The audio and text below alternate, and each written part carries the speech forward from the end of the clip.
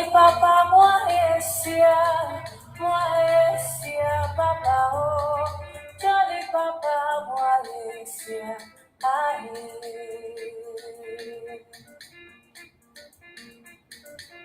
Johnny Papa, moi, Papa, oh.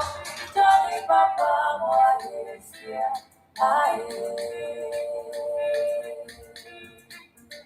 If I am a Mara, like I was, no one what you ready. But if I am a Mara, like I was, no power. Tamuno change, tamuno go. Opa sisi yo, tena ho, mega.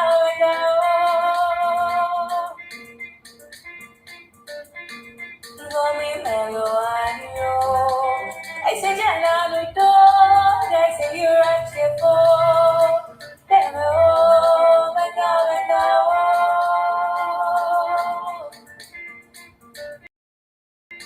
Johnny Papa, moi, Papa. Johnny Papa, moi,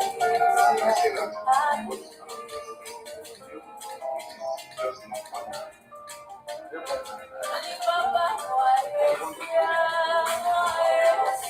Papa. Johnny Papa, moi,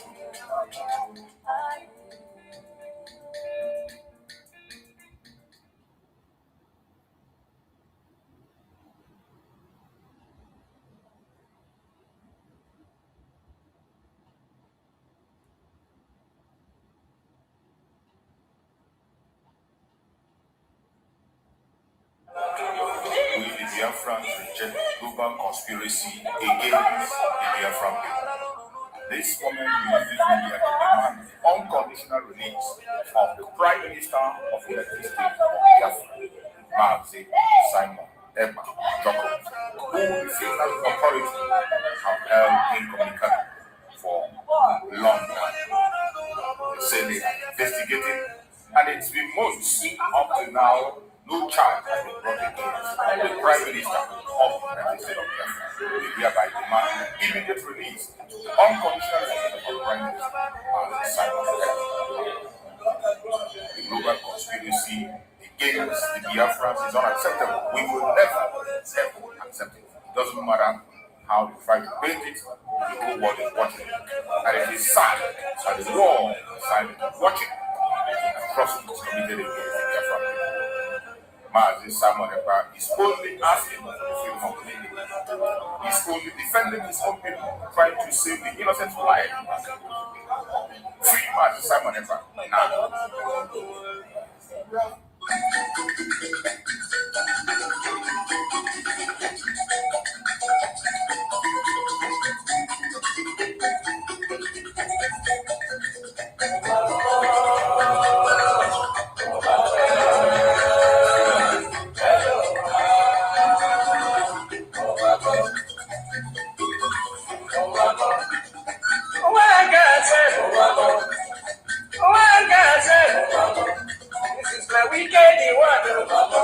This is like a food shower. This is too body brand. I mean, they tell you a story. About the one that you get. Money they go to work. Money they work for bank. When I end up for motor. Wherever they go. Opposite booty. But they are behind the side. Along the school road. I see people run. I see people run. When I say that and I'm waiting they happen. And I'm waiting they happen. And I'm a baby boy. See no day for that. See no day for that. If better you take your eyes. Then I call the driver. Driver waiting. Driver waiting.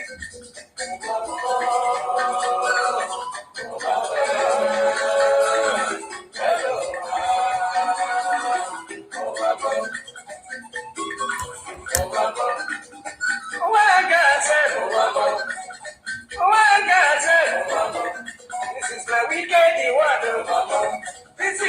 for show. You think you body brand. I mean, they call you a show. About the one lady girl. Body they go to work. Body they work for bank. When I end up for motor. Wherever they go. Wherever they go. Opposite good. But they're not behind the side. Along the Sukuru Road. I see people run.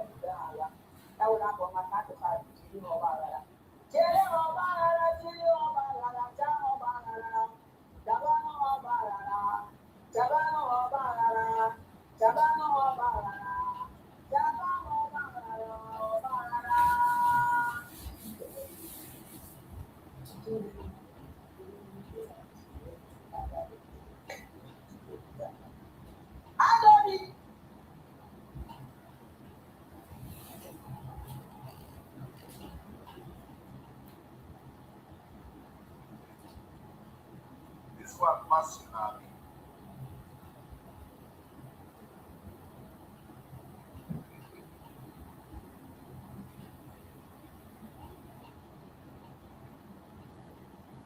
You know, this is I don't know what is what.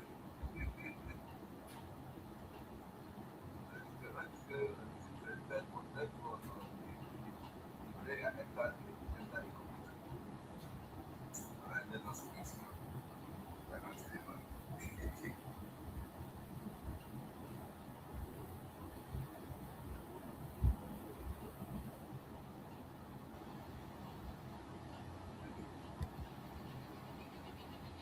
So this one shocked me. Look, he shocked me.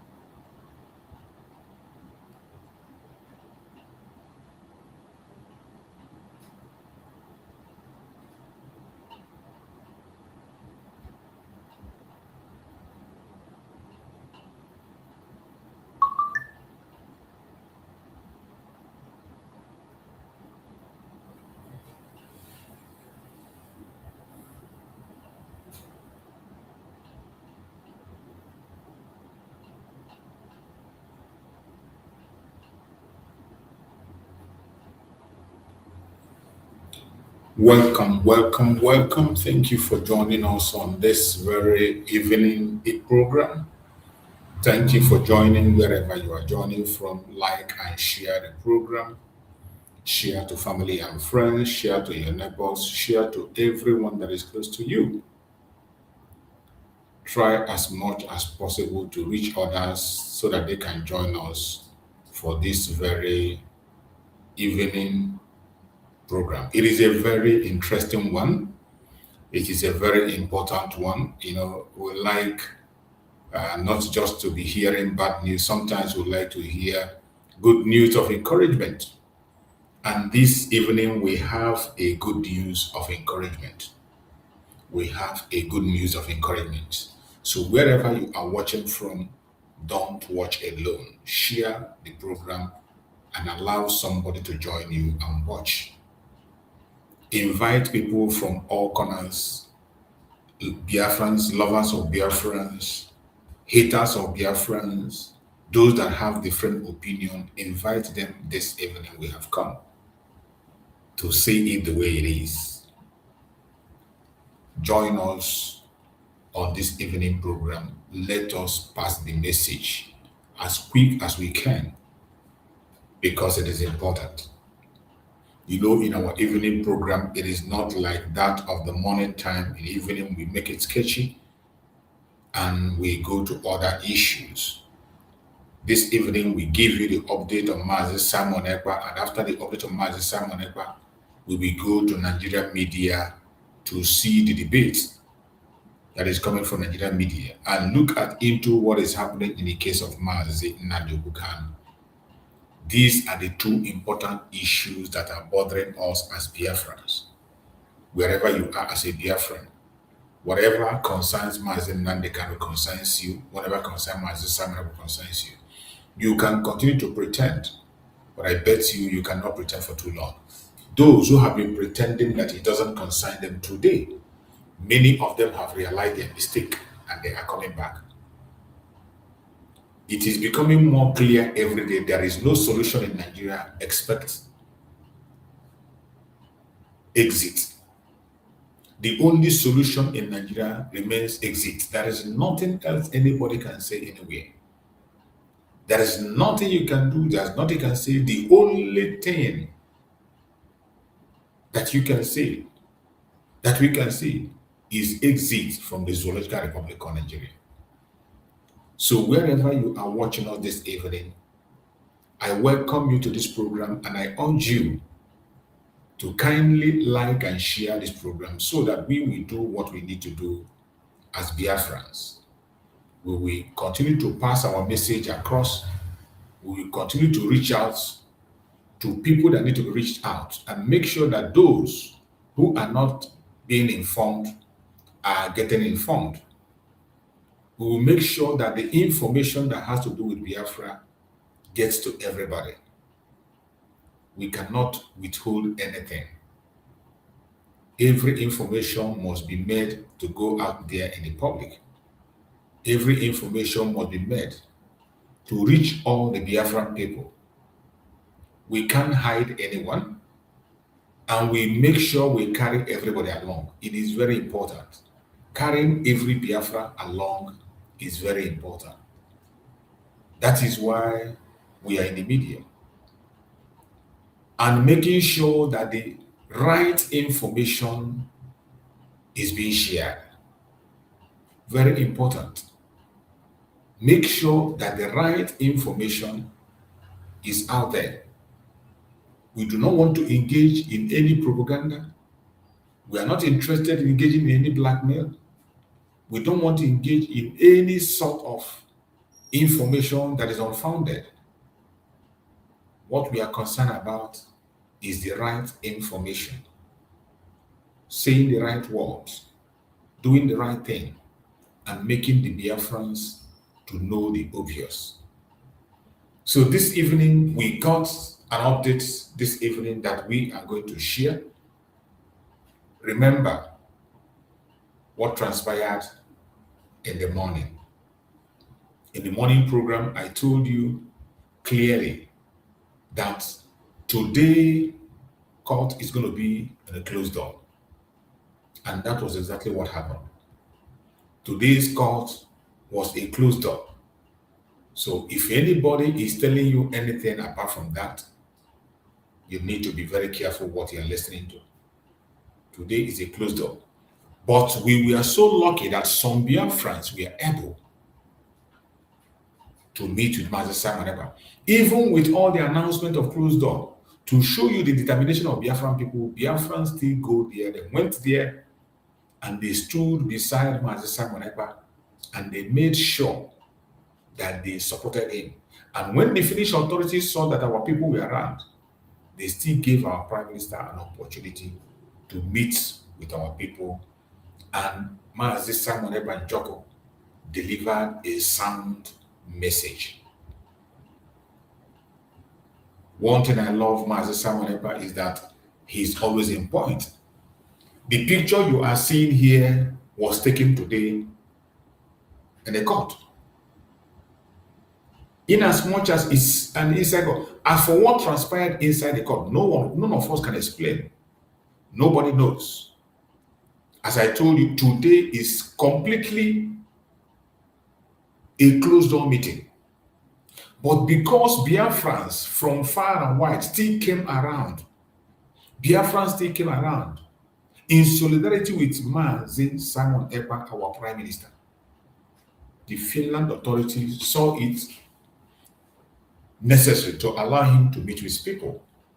They know that this man is the leader.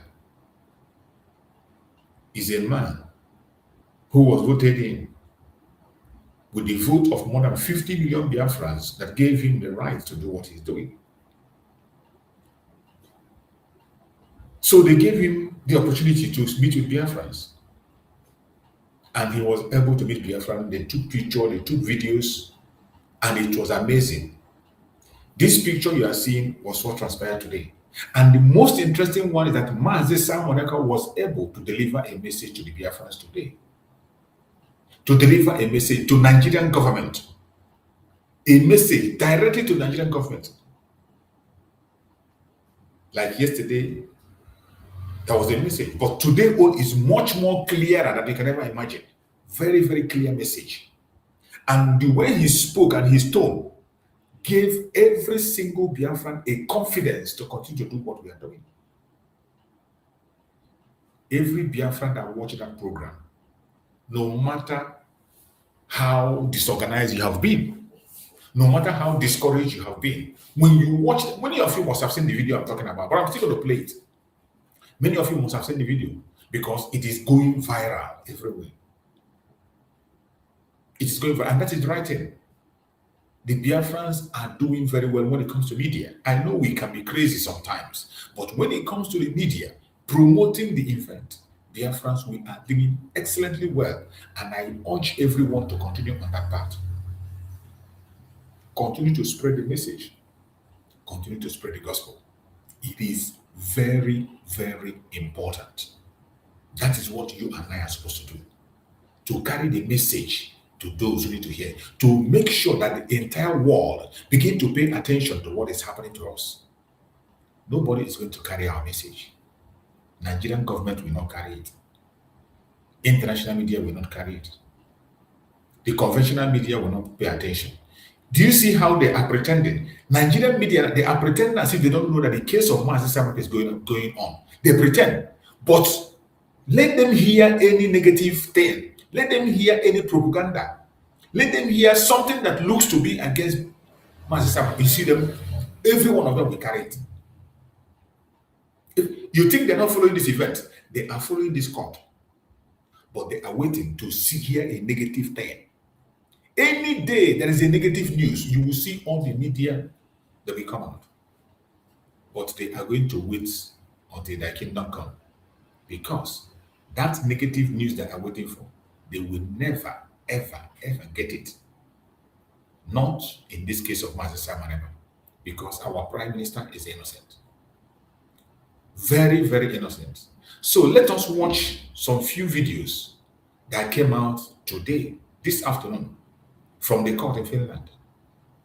Some Biafrans were there, as I told you.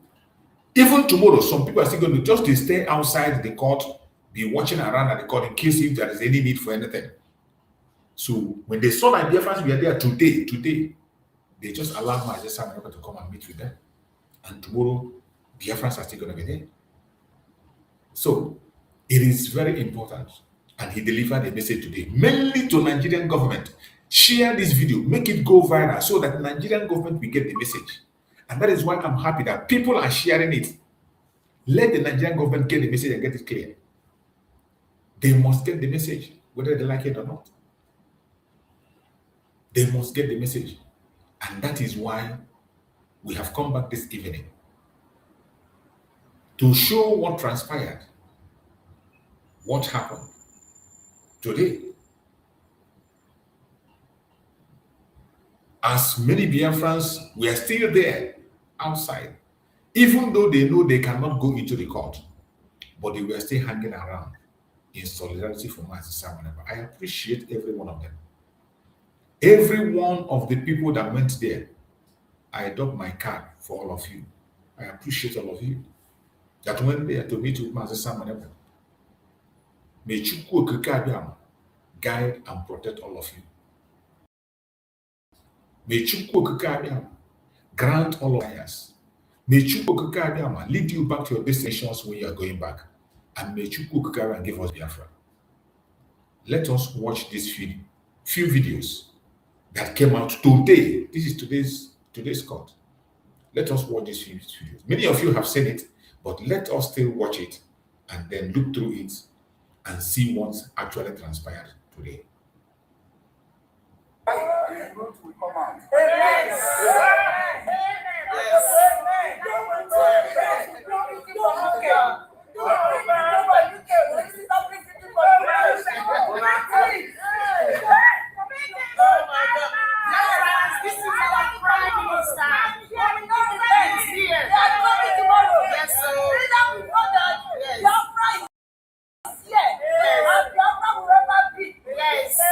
Let me say something. Biafrans, please, this is our Prime Minister. We came here, we are not allowed to come in, but they just surprised us. Honestly, and we appreciate. Thank you so much. Oh my God. Oh my God.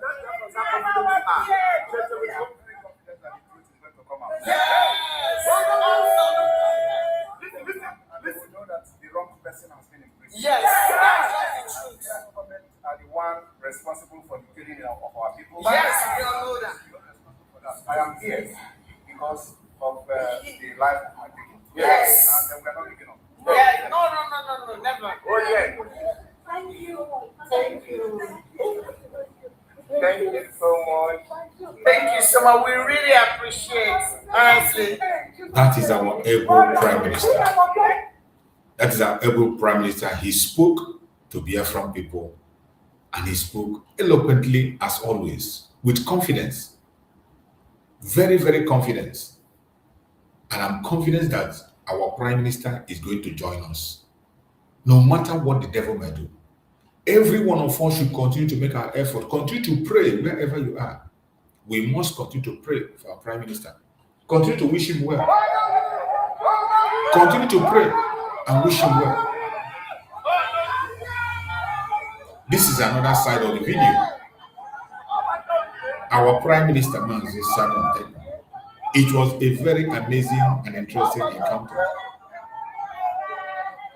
Very interesting encounter. Very amazing.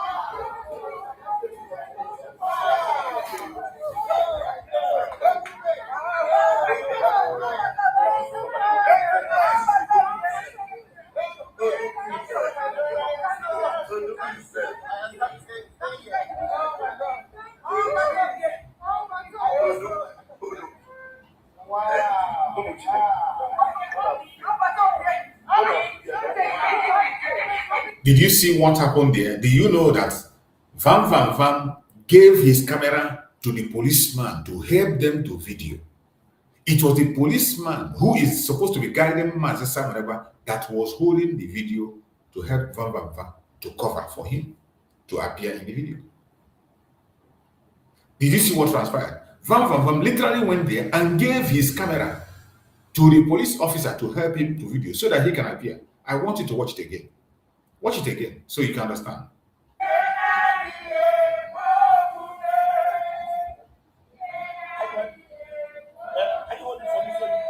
He's talking to the policeman. A policeman is the one recording him.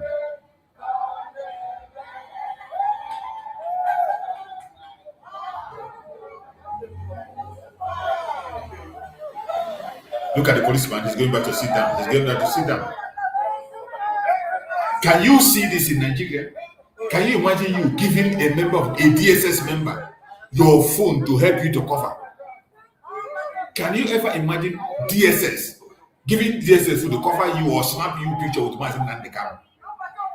Can you ever imagine that? This is the difference being in a civilized country and being in a dead zone. You see the difference between a civilized country and being in a dead zone?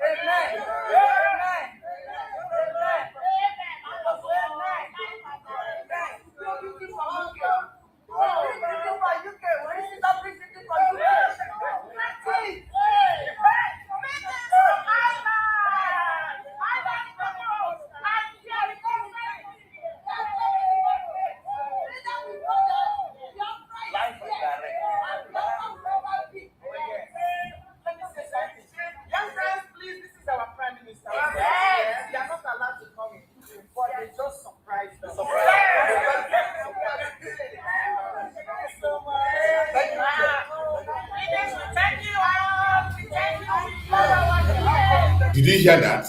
They are not allowed to come into the court. The Biafrans are not allowed to come into the court. But the Finland authorities saw it, they deemed fit to release Mazi Simon Ekpa to come and meet with his people. And even the policeman was there to help them to cover the video. This is what you see in a civilized country.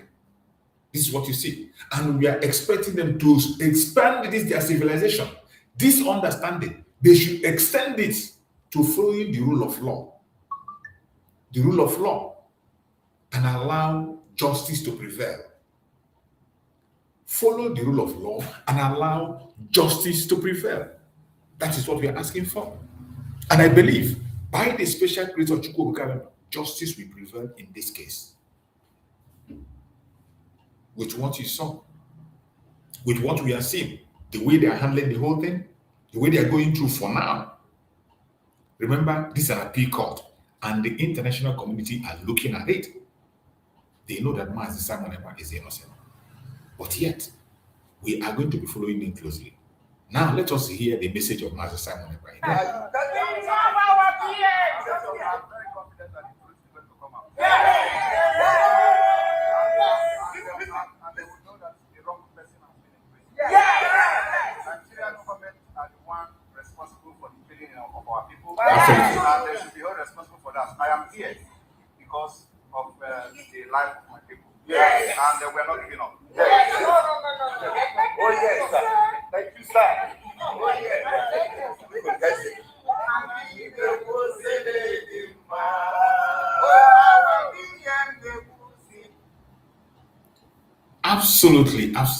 Absolutely amazing. The Biafrans were there and they did what they had to do. And we are praying and looking forward to see that our Prime Minister Mazi Simon Ekpa will be vindicated. He just said it. A direct message to Nigerian government. A direct message to Nigerian government. They are going to face the consequences of their actions.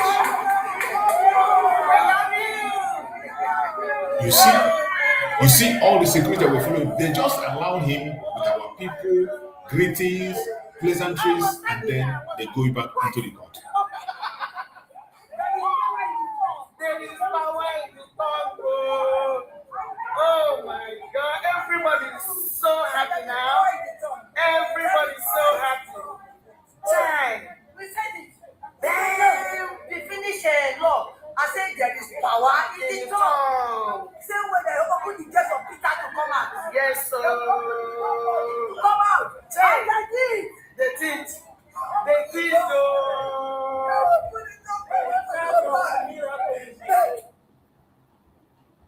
It was a very interesting outing. Very interesting. This is what happened today. And Biafrans, you see them, Biafrans promise to be there again tomorrow. Biafrans say they are going to be there tomorrow. They are going nowhere. They are going to be there. And I appreciate everyone that has made it to Finland. Every Biafran that participated on this.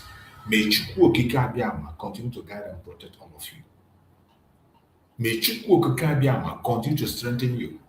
May Chukwu Okike Abiyama replenish you. May Chukwu Okike Abiyama give you all your heart desires. However, you have been able to make expenses up to this level, Chukwu Okike Abiyama will reward you. There is no sacrifice that anybody made for Biafra that is in vain. I assure you. No sacrifice made for Biafra is in vain. Every sacrifice we make for Biafra will be rewarded. Every sacrifice you make for Biafra, you will get the reward. Don't worry, don't bother yourself. As long as your heart is genuine, forget about whatever the people are saying, whatever the people you are doing it with people, whether they are straight or not. As long as your heart is genuine and you are committed, you know what you are doing, that you are doing it from the bottom of your heart. Chukwu Okike Abiyama will never let you down. He will definitely reward you. Definitely, he will reward you. So, my fellow Biafrans, we must continue to support our Prime Minister. Tomorrow is another day. Yesterday was very interesting. As you all know, Mazi Simon Ekpa is facing his case squarely. Do you know that in yesterday's court, when they were laying down the evidence and accusations of Mazi Simon Ekpa, that was yesterday, the foundation was laid. On that foundation, they brought out every single tweet Mazi Simon Ekpa did, all those tweet he did. And he was defending them one after the other. Every single tweet that Mazi Simon Ekpa did has a meaning, has a response. You know, Mazi Simon Ekpa is a lawyer himself. Every single tweet he made was as a reply to what Nigerian government was doing in our land. Every single tweet was to show the world what was going on, the war that Nigerian government is fighting about, the genocide that is happening. And the prosecutors were using those tweets he made as an evidence against him. And Mazi Simon Ekpa was showing them evidence that he was responding to something that was happening in Nigeria. Every single tweet he made was a response to what Nigerian government was doing in Biafra land. And he was laying it down. Every of those tweets, anyone they bring, he will explain it. Anyone they bring, he will bring evidence to back it up. You see the importance of being truthful and faithful and being coordinated. That's why I say you don't just share things because people are sharing. You don't just speak about the issue because people are speaking. Make sure you verify every single information before you dish out that information. It's going to help us a lot. We're supposed to have learned a lesson from the case of Mazi Nnamdi Kanu and case of Mazi Simon Ekpa. Everything you do on social media has an implication. Just as I'm doing my program, as I'm doing my own program, every single thing I say, everything I do has an implication. Call might come tomorrow. Something might happen tomorrow that might require that I have to defend everything I do. That is why in my program, I speak of things that I know. And everything you see me speak about in my program is something I'm very sure of, something I can defend. I don't talk about things that I cannot defend. No, man. You know, I can't get involved in that.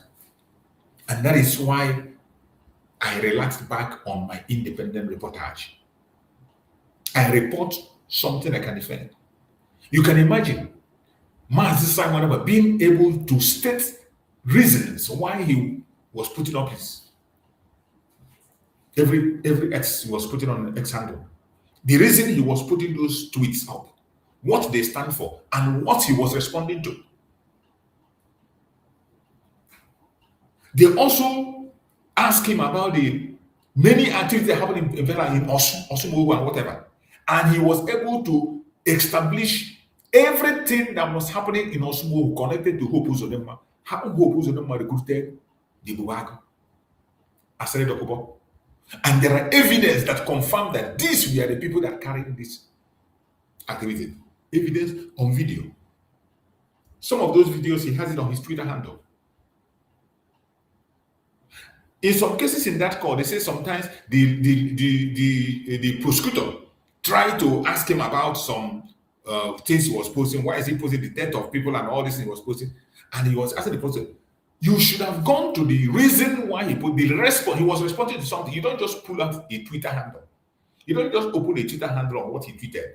Go and look at what he was responding to. And he was able to point out what he was responding to. And he showed them that his tweet was as a response to what Nigerian government was doing and tweeting also. So, this is not a child's play. Biafra actualization is not a child's play. It is not a child's play. It is not something of blackmail and propaganda. No matter what you do, you must be very, very sure of the information you are dishing out. This is very important. I have said about it in the morning and I'm saying it again. More especially those of us in the media. If you are in the media, if you are not sure of something, it is not compulsory you must talk. There's no law that says you must speak. There's no law now that says that I must broadcast. Any day I don't have anything to broadcast, I can come here and play music. I come here, play the message of myself, and I go. There are many things to do. I can't come here to forge something and give you, or forge a lie, because tomorrow there might be a need for me to defend what I'm doing. You see Mazi Simon Ekpa in court, defending every single tweet he has made for Biafra.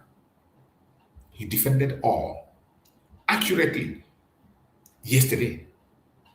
And today, they are going into forensic debate and exercise and whatever they are doing with all the technical teams of Mazi Simon Ekpa. doing a very great work. All the lawyers that are working with him, they are doing their job. Today, on a closed door.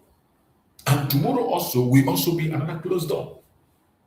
So tomorrow, Biafrans are still going to be there.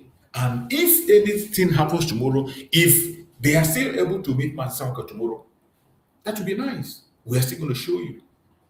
But it is important to know that the Biafrans, many people have gone back. Many Biafrans have gone back to their base. Maybe those of them that have an appointment or have their job, they only took 1 day off and 2 days off. They cannot be able to spend much time. They have gone back to their various base. Many people have gone. And these people you saw here, they are still there. And many of them will still be there tomorrow. And some of them will stay there for as long as the case will last. That is the sacrifice many Biafrans are paying. That is sacrifice people are giving. They give their time, they give their money. And yet, you see, sometimes we stand on our platform, we insult them, we abuse them. He doesn't want it. He doesn't want it. I know that we have differences. We should always learn how to manage our differences. We must not insult each other. We must not abuse or curse each other. We need to learn how to manage our differences, no matter what our differences might be. There is no law that says we must agree in everything. There is bound to be disagreement in certain areas. We are bound to disagree.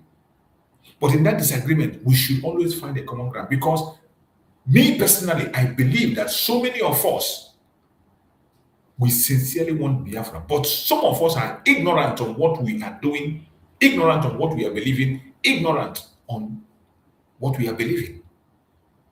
So why don't we take our time, independently, detach yourself from group, this group, that group. Detach your mind from groupage. Think as an independent person. Think about Biafra independently, so that you can be able to admire your brother. When you see your brother fighting for that same Biafra that you're thinking about, you admire him. It doesn't matter. Wherever there is differences, you iron it out, argue it out without hostility, and everybody will understand each other. Nobody can get it all right. Even our Supreme Lamazin Nanikara cannot get everything 100% right. Master cannot get it all 100% right, let alone those of us that are following them. So when you see your brother make a little mistake, try to understand. This was the message of Master Simon Ekpa yesterday. We should stop fighting each other. We should unite. Forget about division. Dr. Mazanga said the same thing when he was making his broadcast. Dr. Mazanga said we should all try as much as possible to come together as one and do things as one people. That we should find a common ground where every one of us can relate with each other. And that is what we have always been asking for. We have been asking for that. I personally have been preaching about that oneness. Some people hated me because I am talking too much about oneness. And when they see me talk so much about oneness, they get uncomfortable with it. I don't know how that is supposed to make someone uncomfortable. I don't know. I do not know. But every one of us, the same way we supported our Prime Minister, Mazi Simon Ekpa, it is very important that in the same vein, we should come together. We should come together and focus on those things that matters. Focus on there are certain things that unite us. There are things that makes us one. Undoubtedly, there are things that you will always find something that makes you one with your brother. And when you remember those things that makes us one, those are the things that you look at. And when you see certain things, you overlook it. Instead of fighting your brother or your sister, you see certain issues, you just overlook it. Overlook it and pretend it's not happening. It is not stupidity. It doesn't mean that you are stupid. It doesn't mean that you are afraid. It is wisdom. It is wisdom. when you see your brother, you focus on the thing that unites you. Always have a positive thought towards your brother, towards your sister. And I'm going to read what Dr. Mazanga wrote on his platform on day 2. You know, Dr. Mazanga is one of the member of the technical team. He's part of the technical team. So I'm going to read what Dr. Mazanga wrote on his platform about the day 2. Day 2, truth is here. He wrote day 2, truth is here. For years, I have argued that Nigeria is a country without a country, a state without a state. And it comes, the story. My position is that the Nigerian government misled the Finnish authorities with intelligence that I believe was false and rallied on witnesses to support allegation against Simon Ekpa. At the same time, I contend that the real violence against civilians in the Southeast was being ignored. That is true. The real violence in the Southeast was ignored. And that real violence is carried out by the federal government of Nigeria. Federal government of Nigeria using their so many security outfits they have formed, mainly Ebubag and Aseret Okobo. But they framed them as Simon Ekpa up. That is what Dr. Mazanga is writing here. He said, my position is that the Nigerian government misled the Finnish authority with intelligence that I believe was false and relied on witnesses to support allegation against our Prime Minister Simon Ekpa. At the same time, I contend that the real violence against civilians in the Southeast was being ignored. Then came the moment of truth. When the case reached out, those expected to support the allegation did not appear to testify. In the court today, the people that were supposed to come and testify, that was why they made a closed door so that people would not see those for security reasons. For security reasons, the people that were supposed to testify against Simon, that is why they have a closed door today and they're going to have a closed door tomorrow. But unfortunately, the people that are supposed to come and testify today on that evidence, on the allegations, they were nowhere to be found. That is what Dr. Mazanga wrote, and he laughed. Those expected to support the allegation did not appear to testify in the case today.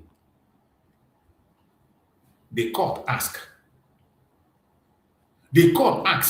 where they were. The court asked, today the court was asking, where are the people that are supposed to testify and confirm the evidence they provided? Where are they? The court asked where they were. Justice cannot be built on allegation alone.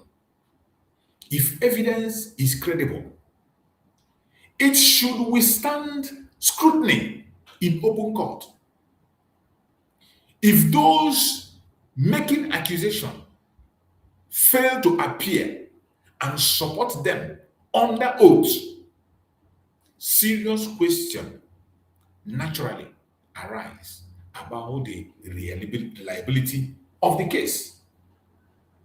So for the fact that the people who were supposed to come and appear in person and testify today are not in court, to prove their evidence, to give facts, and take questions from Master Simon Ekpa, take questions from the council, put their evidence to test, and see if he can withstand the test.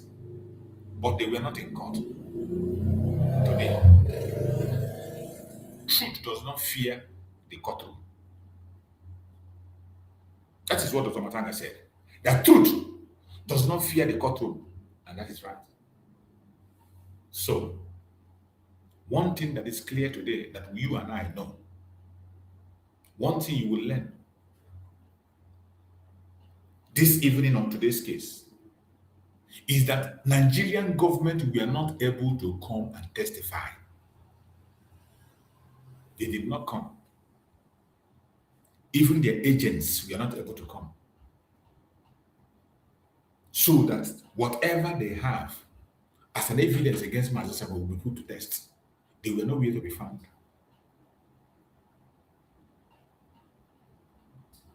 And Dr. Masanga is saying, which all of us know, that truth does not fear the courtroom. Why will you be afraid to come and defend your evidence if your evidence is real? Why are you running away to come and defend your evidence? Tomorrow is still another day. Let's see if they can appear tomorrow to face the defense counsel, to face Simon Ekpa against a terrorist country that we know evil that they are committing and continue to commit. And with all the technical team, today they didn't come. Nobody saw them. So let us see if they will appear tomorrow. Tomorrow is another day. Tomorrow is another day. And as you heard Simon Ekpa say, that Finland authority imprisoned the wrong person. The people that are supposed to be on the hot soup is Nigerian government. Nigerian government are the ones that are supposed to be on a hot soup to face the consequence of their action. So, my fellow Biafrans, we have to continue to pray for our Prime Minister, Simon Ekpa. We must continue to stand with Simon Ekpa. As for victory, victory is on the way. Victory is on the way and is coming faster than you and I expect. Victory is coming faster than you and I expect. So wherever you are,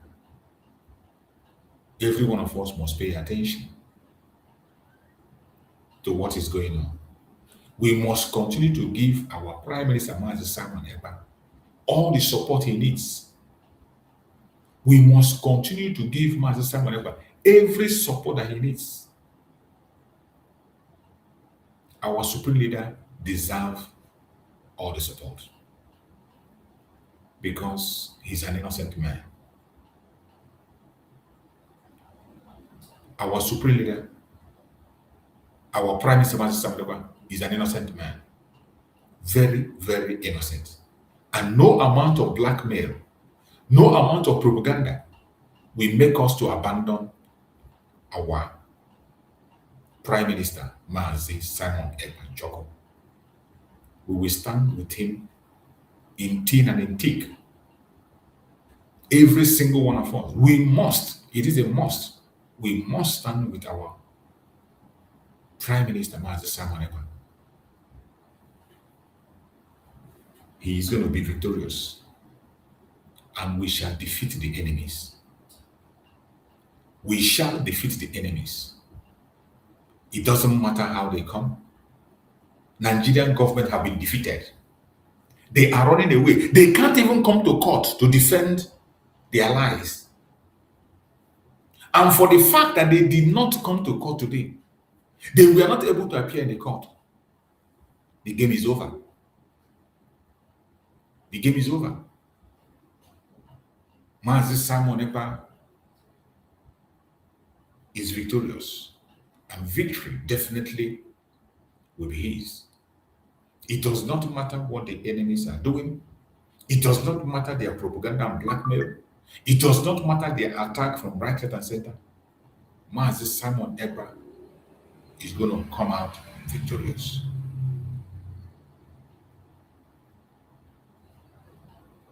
Truth does not fear the courtroom. That statement by Dr. Mazanga is very powerful. Truth does not fear the courtroom. For the fact that Nigerian government is running away from the court, that should be something the Finland authorities should pay attention to. Tomorrow is another day. If they had confidence, let them come and defend the evidence I provided. This appeal has been fixed for more than 2 months ago, or 3 months ago, or 4 months. We have been hammering and shouting. So nobody will say he doesn't know that Mahasamak is on an appeal. So everyone should expect that those that brought, the prosecutor should have their evidence and their testifiers available. Those that gave them evidence should be there to testify and defend the evidence they brought. Because it is one thing to bring an evidence. When you present an evidence, your evidence will be put to test. The defense lawyers will ask you questions. They will ask you questions to defend the evidence you are providing. Scrutinize the evidence to see where it's coming from. Just like they have done to Mazi Simon Ekpa. They quizzed Mazi Simon Ekpa yesterday. His Twitter handle was literally opened one after the other. They were questioning. They went about Osun, all the camps in Imo State, asking him. They went as much as trying to attach the ESN to Mazi Simon Ekpa. And Mazi Simon Ekpa told them that what he has is BLA, not ESN. And today, some people are pushing wrong information that Mazi Simon Ekpa is distancing himself with the ESN that Mazi Nnamdi can have taken back. No, it is not true. Mazi Simon Ekpa is in a court. And during his tenure, when Mazi Simon was in charge, during his tenure, he doesn't have ESN. What he has is the Liberation Army. He does not have ESN. What Mazi Nnamdi has, and everything they brought, you are shown to Mazi Simon Ekpa in the court. They say ESN did this, ESN did that, ESN, and they know that they cannot mention the Liberation Army because Mazi Simon Ekpa, before ever he started everything he was doing, he made it official to Finland. The Finland authority knew about the government in exile. Finland know very well. Finland know our first convention. In that first convention, when the government in exile was introduced, they know, they were aware. Mazi Simon Ekpa made it official, and he sent a formal letter to Finland government about the government in exile. They know very well. They know. Even the declaration of Biafra, Mazi Simon Ekpa went to their prime minister and sent a request. He went to the presidency and sent a letter. Mazi Simon Ekpa sent letters to the appropriate, including their forces, authorities, their police. They were aware that Biafrans were coming to Finland to declare Biafra after they have met all the requirements of a government. And they know once you have a government in exile, a government in exile has the right to operate an army to defend his people. That is what the law says. The international law, the international law makes him, Montevideo law makes it right for him to establish an army. And that is why you can never see Nigerian government talking about the Liberation Army anyway. Every time what they were talking is ESN. Even the accusation they brought against Mazi Simon Ekpa, they were writing ESN. But Mazi Simon Ekpa has no ESN. And he told them in the court, I have no ESN. Mazi Simon Ekpa has no ESN under him. There was no ESN under him. What Mazi Simon Ekpa had was the Liberation Army. The Liberation Army of Biafra. And that was what a government in exile is supposed to have. What he owns is what? But the accusation that we are bringing, that this happened, ESN did this, ESN did that, ESN did that, they were telling him the accusation against Mazi Simon Ekpa was about what ESN did. And Mazi Simon Ekpa say, I can't explain what ESN did or what they did not do. I don't have ESN. There was no ESN under me. What I had was the BLA, the Biafran Air Force, the Biafran Navy, the Biafran, all the Biafran government, even the Biafran police, which was about to form them. And he showed their logos. he showed all the logos of the Liberation Army. They saw it in them, their logo.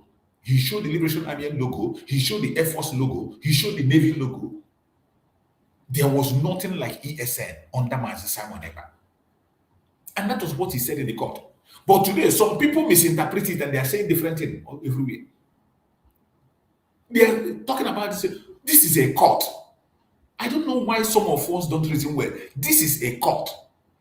And what is just like Mazin Nandekan. You see, Nigerian government, anytime they are talking about Mazin Nandekan, ESN, because Mazin Nandekan created ESN. And the ESN he created functioned until when they kidnapped him. After the kidnap of Mazin Nandekan, ESN stopped existing. Chike Doziem and Chinasa Wuru took the ESN and gave it to the governors, and they turned them to Bubago. And they committed several crimes everywhere. So that was exactly what Mazi Simon Ekpa tried to explain in the court. But today, some people are manipulating that very information that Mazi Simon Ekpa gave. Why are you so mischievous? A simple explanation. Is it that you don't know that Mazi Simon Ekpa is in the court? Do you think they're going to ask him about something that doesn't concern him? He will only answer about things that happened while he was in charge. Mazi Simon Ekpa is answering questions based on things that were happening while he was in charge. When Mazi Simon was in charge, he was not in charge of ESN. He has nothing to do with ESN. There is no ESN under Mazi Simon Ekpa. What Mazi Simon have is the Liberation Army. That was what he worked with. And a government in exile has the right to operate an army. According to Montevideo Convention, a government in exile has the right to operate an army. And that is why you can never see government of Nigeria calling Liberation Army. You can never see government of Nigeria recognizing the Liberation Army of Biafra. They will never, you can never see it anywhere. Even when they write, they brought the accusation they brought about Mazi Simon accusing, all the information they brought, all the evidence they brought, what they wrote in the evidence is ESN. Then Mazi Simon told them, I don't have ESN. There is no ESN under me. There was nothing like ESN when I was in charge. The only thing that I had was the Liberation Army. So why is that confusing? Why is some people manipulating it? Why is some people manipulating it? A very simple explanation. It's just like as Mazi Nandekan in the court. You begin to ask Mazi Nandekan issue about Liberation Army. Mazi Nandekan did not create Liberation Army. He doesn't know anything about Liberation. He only knew about ESN he created up to the time he was detained. And if you're asking me anything that happened within the time he was available, he will take responsibility. But not things that happen outside him. That was what Mazi Simon defended yesterday. He made it clear. But some of us, mischievously, that is why I said we need to be careful of information we share. Every one of us, we must be very careful about the information we share and the people we listen to. Because we are creating more problems. We are not solving problems. We are creating more problems. When you misinform the people, if you misinform the people, you are creating problems. We need to be passing the accurate information to the Biafrans so that they will know their left and right, what to do and what not to do, what to say and what not to do. Say. Because some of the things they are sharing online today, when this content creates, they will begin to parade it up and down. And they will use it and create confusion. It doesn't make sense. Just like as you know today, Mazi Nnamdi Okukano has finally recovered the IPOB that he created. Not IPOB of Chike Doziem and Chinasa Wuru. IPOB that we know today is the IPOB under the supreme leader Mazi Nnamdi Kanu. He has recovered them. And he has a new HOD, Chris Wogu. Chris Wogu is the new HOD that is running the affair, the day-to-day affair of the IPOB. And we recognize, personally, if you don't recognize, I recognize them. I recognize IPOB. I recognize the DOS that Mazi Nnamdi Kanu has created under Chris Wogu. I respect them. I recognize them. And they have said that they are recovering the ESN that was under Mazi Nnamdi Kanu. They want to recover it. and they are in the process of recovering it. They are going to be funding it. They are going to be giving them all the support they need, which is the right thing to do. You don't expect them to go and say they are recovering the Biafra BLA, Biafra Liberation Army. No, they know nothing about the Biafra Liberation Army. Biafra Liberation Army was working under Mazi Simon Ekpa.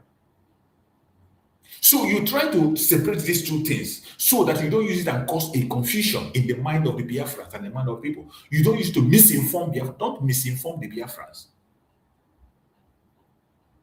Don't misinform the Biafrans. Even though it might be the same individuals who were in these two things, upgraded from one side, upgraded to one, but yet they don't operate as one. Somebody can be in the police today, tomorrow he's in the army. You cannot now go to the army and you begin to accuse the police of what the army have done because somebody who was promoted from police to army or who transferred from police to army was there and he committed a crime. Then now you say, okay, because you left the army and joined the police, now you accuse the police, there's the police that committed the crime. No. People are bound to move from one force to the other. You can graduate from one level to the other. But that does not make you a part of you. You either here or there. You can't be both. When Mazi Simon was there, the Liberation Army was intact. But as you know today, the Liberation Army is no longer there. Even after Mazi Simon have left, the Liberation Army is not there anymore. And the ESN resurfaced. So Mazi Simon Ekpa, if you want to question, you question him based on the BLA. But in every accusation that Nigerian government brought, there was no place written Biafra Liberation Army. And they intentionally omit it because they know that Biafran government in exile have the right to operate an army in their territory. According to international law, they have the right to have an army to defend their people. For self-defense, they have the right to operate an army because they have met all the requirements of the government in exile. They have their territory. They have every right to operate an army to control their territory. So don't misinform people. Some of this is when you don't understand it, it is better you keep quiet or you ask questions. But some people mischievously deceive Biafrans. They mischievously deceive Biafrans. When you don't understand these things, ask questions. Ask questions so that people can explain to you. Those who know will explain to you. That is why I tell you, don't just share information because, oh, they are sharing, you join them, you share. Oh, they are doing this, you join them and do. Okay, so okay. Every one of us should learn from Mazi Simon Ekpa, Mazi Nandekano. The case they are facing today should be a lesson to you, to me. If you don't learn now, I don't know when you're going to learn. My fellow Biafrans, we must continue to support our leaders, more especially Mazi Nandekano and Mazi Simon Ekpa. Continue to pray for them every single day. Continue to pray for them. Every minute, pray for them as many times as you can. No amount of prayer is too much. Any moment, any minute you can, pray for them. They need our prayers. In as much as we can see light at the end of the tunnel, we can see a very bright light in the case of Mazi Simon Ekpa, that he's going to come out victorious. Even at that, we will not lose our guard. We have to continue to pray. If you are a traditionalist, pray in your traditional way. If you are a Christian, pray in your Christian way. If you are a Muslim, pray in a Muslim way. If you are a Hindu, whichever one you worship, anything you worship, continue to pray for our leaders. They need your prayers. They need your prayers more than anything. They need your prayers. And every one of us, we should put our head together and pray that Chukwu Okike Abiam will be our guide and protector and make us victorious. Chukwu Okike Abiam should make us victorious. We must continue to do what we are supposed to do. We must continue to fight this battle until victory is won. So before we go this evening, I will take you to their media as always. You know, we enter the media also in Nigeria, to see what they are saying about our struggle, to see what they have to say about either Mazi Nandekano or Mazi Simon Ekpa. I have been checking. None of them is reporting the case of Mazi Simon Ekpa. They are waiting for bad news. But Chukwu Okike Abiyama will disappoint them. You know how they do? They are waiting for bad news. Once they see a bad news, then they will fall out and begin to report. I know how they operate. You and I know how they operate. But Chukwu Okike Abiyama will disappoint them. This time, Chukwu Okike Abiyama will disappoint every single one of them. They will wake up and they will realize that the Biafrans are gone and we are gone for good. And they cannot be able to beat us anyway. So I want us to pay attention to the discussion in this place. They said something about the man that blackmailed Mazi Nandekano, the man that called for the death of Mazi Nandekano. I think they had a discussion about that. Let us listen to them and see what they have to say before we round up on the program. Let's pay attention to their media and see what they have in their media. N'ọkụkọ nọ n'ime ya wee fesie ifopụ aka akọnyere n'ọka doo ha nsọ. Ịma na confusion ha na-achọ ka ịbanye n'ime ya na APC enwetala. So ọkụfụrụchi ya kwuo m ọba ndị APC ekwebatara n'ime oke movement na-achọ ka ha ihe ha ya eme gịnị, ha ya adapụ ka kedu afịa o nwere nke na-abụ ọnwụ ju ọbara. Steeti ọbụla atụtụrụ steeti ọbụla na mpaghara ugwu tinyere Maazị Peter Obi votu. Coordinator ndị Ariwa Youth na ya bụ steeti a ga-ewepụ ebe ihe dị atadoro ha na-afụ ha ụfụ jee chọba ilote onye Buhari, onye kwadoro Buhari ka o nwee ma ka ha nọrọkwa n'afọ ha na ya asị ọ bụrụ ihe a na-agbakasịrị ahụ jee n'ịntanetị ugbu a jee ndị a niile na-agụ egwu kwamkwaso na Peter Obi ebe ka egwu ndị a niile egwu ndị ugwugoro ha ji promotu ihe kwamkwaso na Peter Obi gụgoro oruo na 1 billion nke ndị Igbo gụgoro sef erugwe na 10. So ọ iji gosi gị ebe nkwado kwamkwaso na Peter Obi si apụtakarị. Ewepụ ofu onye mbụ ndị onye isi ha na coordinator ha na steeti votu ya ọ ga-adị ole, ego na one eketere ya ọ ya ekechanwu ya ha amatakwana na votu ha na ekegolu ha 1,000, 5,000, 10,000 na ọ ya kwụrụ ya na nso. Ha amatakwana na agụụ na-agụ ha bụ nke aka metere adịnọ nke bụ nwe Buhari mgbe ọ nọ n'isi ya gwuru foundation ya, Tinubu na-edo blọk na-edokwasa n'elu agụ ha. So ha amata na ihe ndị a niile. So ọ bụrụ nke ya na-agwa ha ndị ugwu anọzighị na nke a ya ewepụ coordinator.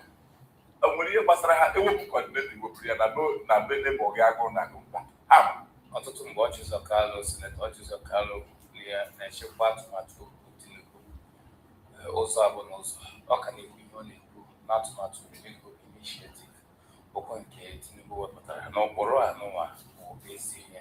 Chetakwa na mgbe gara aga ọ na-akọwa na Tinubu na-eme ihe ndị mpaghara South East. Ọ bụrụkwa n'ihi echeta Ọchịzọ Kalụ soro na ndị na-ekwu na amaghị mkparị Tinubu kparịrị ndị bishọp. Ọchịzọ Kalụ Sinetọ kedu ka isi fụ onye a na South East?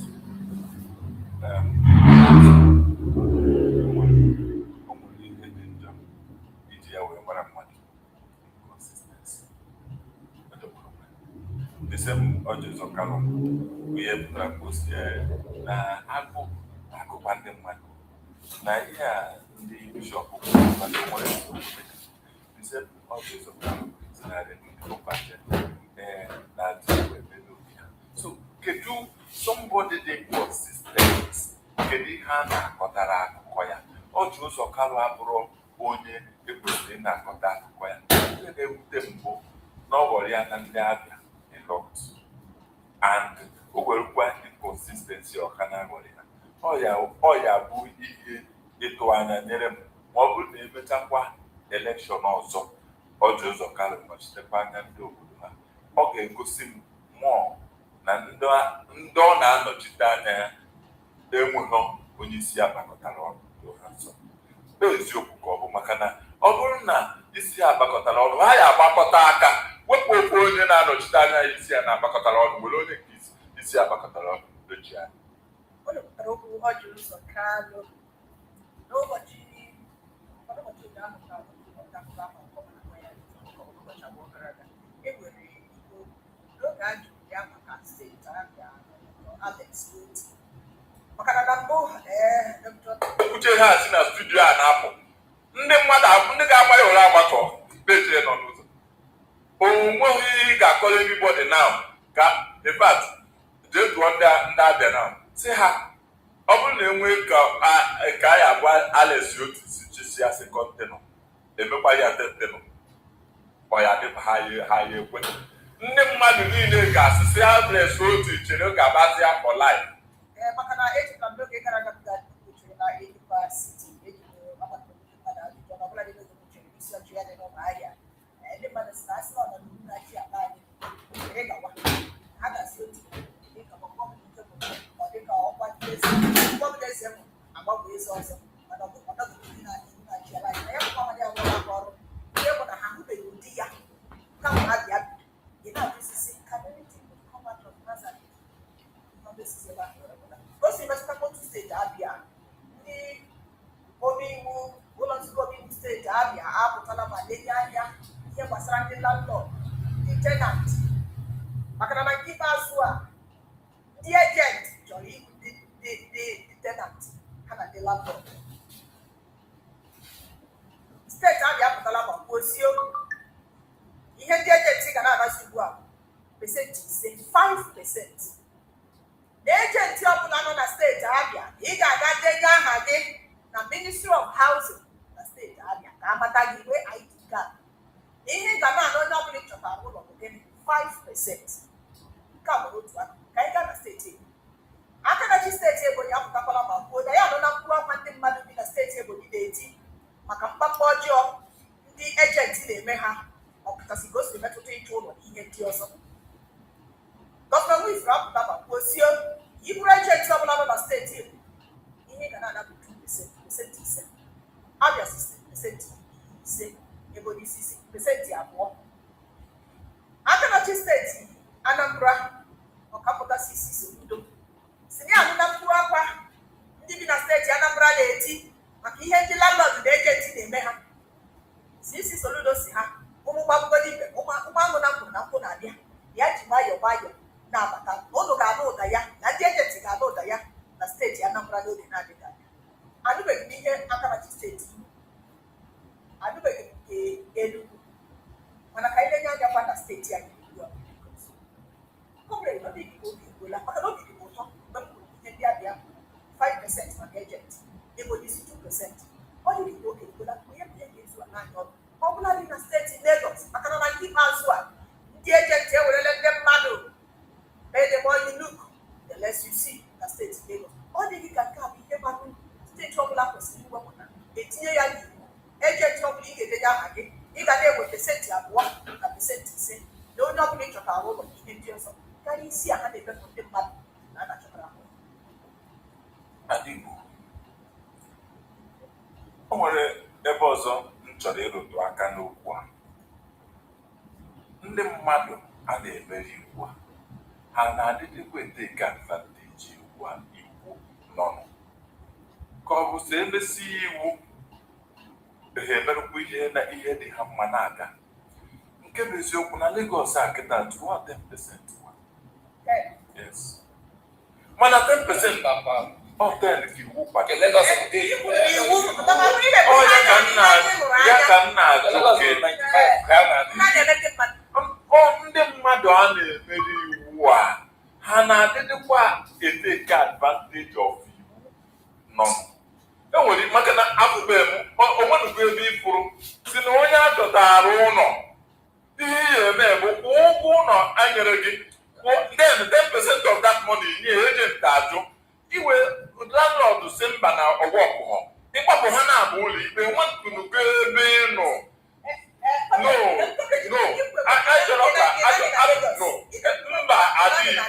Adibo ka ya ni blame cha because see before amụọ Jesus nke anyị ma ndị mmadụ na-adị iwu ọ ya mere mgbe oge ahụ iwu dị maka onye dara iwu ndị mmadụ ịhapụ ha mee uche ha ya na-eme ihe megidere iwu si ndị mmadụ take down advantage of the legislations and laws dị available si ka ha wee marụzi ya nke emere 5% na 10% a kịta na ndị mmadụ ka ya na-adanyekwa ndị ejenti ahụ n'aka ọ ebe ahụ ka nna ji ije adị Igbo na doo ha nsọ ndị mmadụ iwu adịla n'ebe iwu ndị na-emebi ka anyị na-ene n'anya na-eme olileanya na ha nwa ya ewelitekwa aka ịghọtago maka na ama m na onweghị ego ala anyị gburugburu na onweghị steeti karịrị 30% and 30% dị too big maka na ọ bụrụ na ị na-akwụ 100,000 for instance ị ga-enye 30,000 na 30%. So all the big for agent. Now, mana ndị nke nwekwa most people bụ 10% ọ na-agbadata ha na onye nke eme na 5% na 2%. Now, ijekwa ebe ahụ again ndị mmadụ ka ya na-akwụkwa almost what they were paying before the law came on board. That is my anger. O nwere onye ya asị ka ya test goduma ji iwu a ọ na-arụ ọrụ n'ezie ka ọ nọ ha arụ ọrụ. nsogbu nwa yes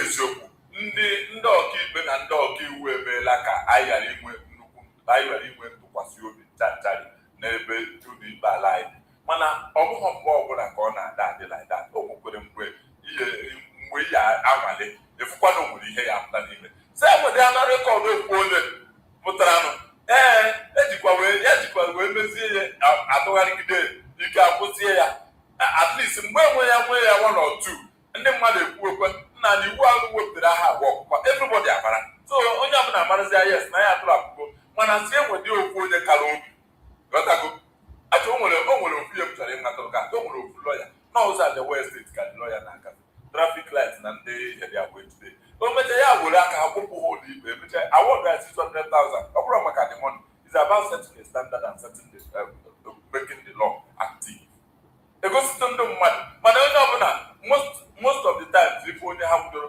onye ahụ amara ụjọ amarụ periperi were ego nye ha o nwere mbọsị mụ na my brother mbụ moto m na-agafe na site ebe dalikọ ebe ahụ ụzọ ahụ bụ reverse ka nke anachi ata bifo ụzọ ahụ gara ihe na n'okpuru na side bridge esi wepụ express ihe agbafeela m wee jirizi azụ na-anachi ata ndị a wee tiri m nwunye na okpuru taya ya dịkwo taya ka m na-aba mba my brother na-asị m mba mụ na ndị emekwana ihe ahụ na mgbe ha ya eme nka na ahịa esizi moto m nka mana ama m na iwu emegidere ihe m na-eme abagidere m mba ndị ajedozi alụ taya m were 10,000 naira nye m n'aka maka ime nka ghọtago so otu a ka ọ bụrụ na akwụkwọ ọhụụ ụlọ ikpe wu dito na ha afụgo ka nsi wee mewe na aka one or two calls mmebe ayịwazia biko so ihe m na-ekwu bụ na ndị mmadụ adịghị take advantage of iwu dịnụ maka inyere onwe ha aka eme iwu a anyị eto ndị mere iwu a because o gosiri na ha ka na-echeta afụfụ ndị mmadụ na-ata n'aka ụfọdụ ihe dị aṅa ghọtago mana ndị mmadụ kwesịrị ime gịnị ị na-agba mbọ na-eteke advantage of iwu na-echekwa obodo na-agasị kọmrade tupu anyị gara gbara aka afịa kedu ka isi wee fụ ya bụ kwapụ n'ọnụ ihe ndị ntorobịa n'okpuru nchedo ahụ ọsụ ihe tụkwapụrụ gbasatara ebe ịchekwa nwata nwoke si na akara ịkakwana nọ na Nnamdị Kalụ emegidere ya to wee shie ịta hapụtara gị gosi ha bụrụ na ị na-anya nna ya tụfuru ndụ ya onye nọchiri anya nne ya tụfuru ndụ ya ụlọ karịrị atọ ihe ebipụrụ na ezinụlọ a na ihe a na-apụta n'ime ala ala mmekpa igwe ihe ọmụma na ihe ndị a niile ya bụ na onye kwuru ka o si dịrị ya ọ bụghị ihe kwesịrị onye si ya kwuo n'okpuru ihe a abụghị maka ka enwe jọngụ justice kama na ebe kwuru ya keleba anya fụ na iwu n'okpuru iwu Naijiria bụ ihe ejidere n'ebe dị elu maka ọdịmma kwasị ime ka ndị ọzọ si n'ime ya mụrụ ihe. Doo ha nsọ nke bụ eziokwu obodo a na onwere onye ga-anọ ịzọchibe na-agaghị ekwu ihe dị ya n'obi. Ibu na o nwere ike were ka o si dịrị ya nke ndị oyibo na-akpọ emotion metụta obi wee daa n'okwu, mana ọ bụrụ ya ka ndị nọkwa n'akụkụ ya esi wee mee gịnị nwapụtakwa ege na-asọpọtụ ya ibu na ọ dara n'okwu. Si gbuo nwa amadi abụ Nnamdi Kanu ịhụrụ ya n'ihu ọgụ. Si gbuo nwa amadi anọ bụ Nnamdi Kanu. O nwere onye ndị niile ejidere aka kịta asị nọ Nnamdi Kanu zutere ya enyocha ya eziokwu ọ bụrụ na eziokwu ka ọ bụ onye pụta were emoshọn ihe mere ya na-akọ akụkọ anyị egebe ya ntị jiri maka ya akpọpụta Nnamdi Kanu anyị egbuo anyị jiri maka ya anyị akpọpụtakwu nne na nna anyị egbuchi ha bikos nọ emoshọn ka o sitere ya. Ndị ọzọ ijite ụkwa eziokwu ka o nwego onye kpọrọ ebe a sị na unu na-eme ka ndị Awụsa mmeso ya kwu maka na amagha m eze na esobe na mbịa mana esowe ihe onye ahụ kwuru na ka unu si wee respọndụ oyibe okwu ahụ. Doo ha nsọ nke bụ eziokwu bụ nwa amadi a bụ Nnamdi Kanu enyoola m ya and enyotara m ezigbo ihe niile.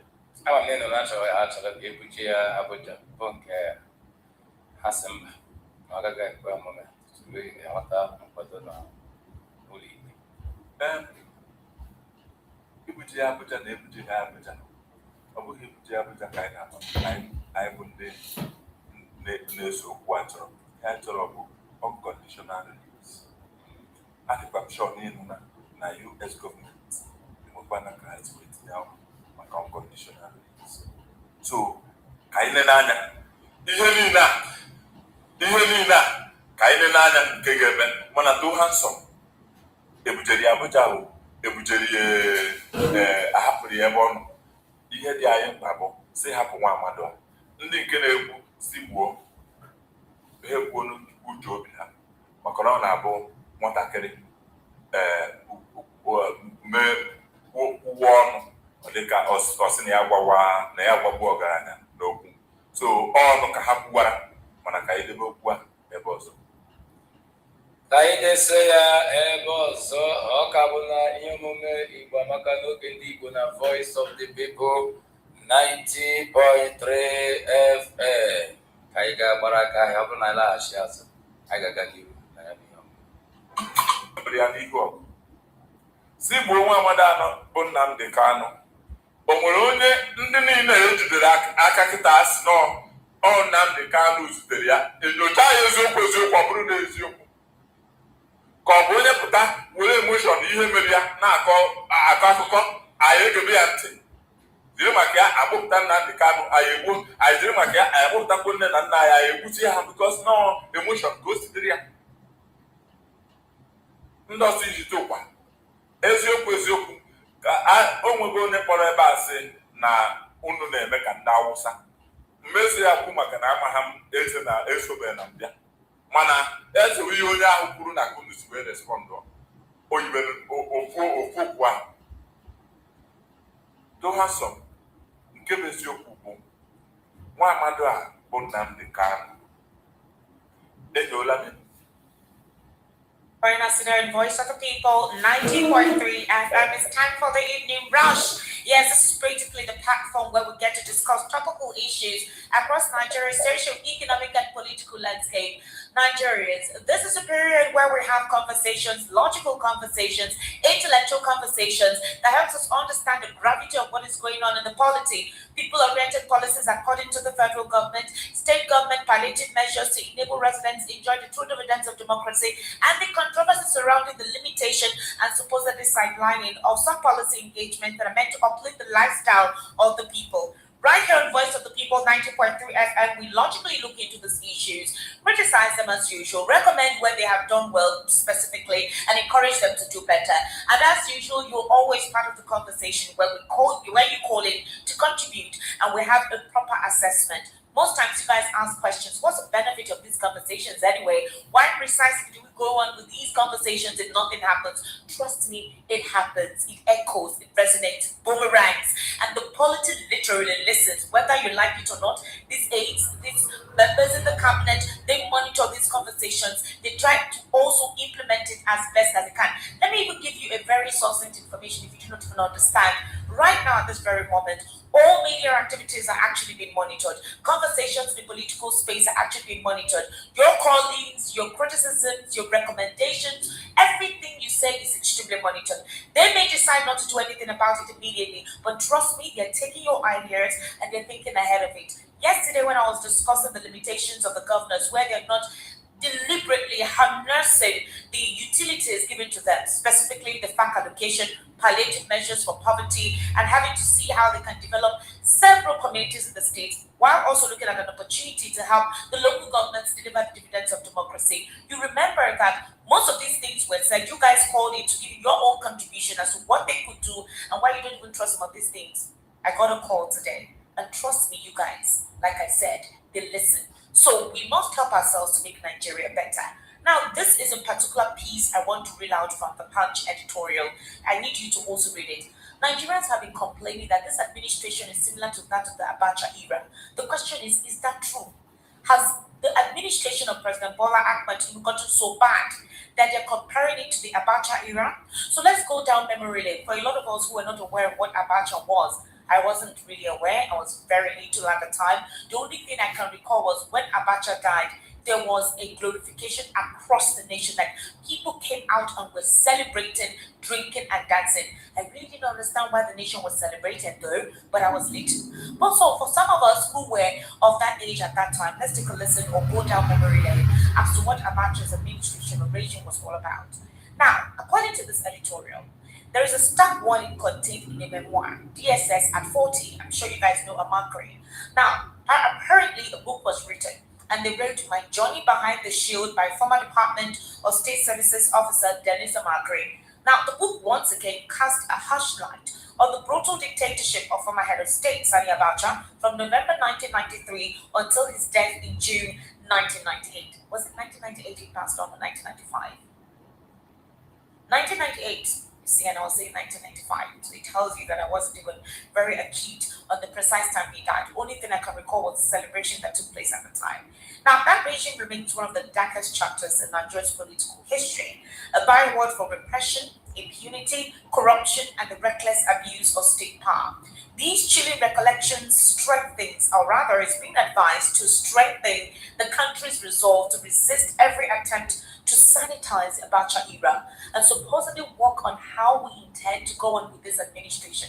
Now, what are the similarities between Abacha's era and that of President Bola Ahmed Tinubu's administration or the APC that came into power in 2015? Now, apparently, Abacha has been known as one of Africa's most vicious military rulers. And obviously, there are talks that that administration or that regime may not replicate itself in the polity. Did we have freedom of speech at the time like we do now, at least to a certain level? Well, as the day goes by, my analysts will give us details of what transpired then and what we're seeing now, where the similarities are, or basically where things are straightened, because the president was one who fought Abacha to actually get us to a point where he claims we are in, right about now, the Nadeko era. Now, according to what a lot of persons misunderstand is the fact that he was not considered a patriot or a nation builder. They say Abacha was a sinister tyrant. He, rewriting a history of his regime, means an insult to the memory of thousands who suffered detention, torture, exile, persecution, and death under his iron-fisted rule. Now, before becoming head of state, Abacha was a central figure in Nigeria's cycle military coup, beginning with the December 1983 overthrow of President Shehu Shagari. He was also a key member of the Ibrahim Babangida regime that annulled the June 12, 1993 presidential election, widely acknowledged as Nigeria's freest and fairest, which MK Abiola indisputably won. The annulment plunged the country into political and economic turmoil. Strikes paralyzed the economy, Protests spread across the country, businesses were shut down, banks struggled, ethnic tensions intensified, a lot of people traveled to their village. I remember we were little, I didn't go to school for 3 months. I remember being carried in my father's box wagon. That is box wagon. I swear. I just knew that we had grass or leaves on the box wagon, and we traveled from Lagos to see. There was mats, there was stove, there was kitchen chair, there was mattress. I don't know how that box wagon. I was crying throughout that journey. It was uncomfortable. We were pressed like sardines. I hated it. And we were little then. So I just recall that I was uncomfortable. What made me remember was I was in the villa for 3 months. And we really did not have anything to do other than to play. And that was where I got exposed to reading novels. Then my mom bought us this primary school literature books. Very, this Simbi, Ali, those kind of comprehension books exactly.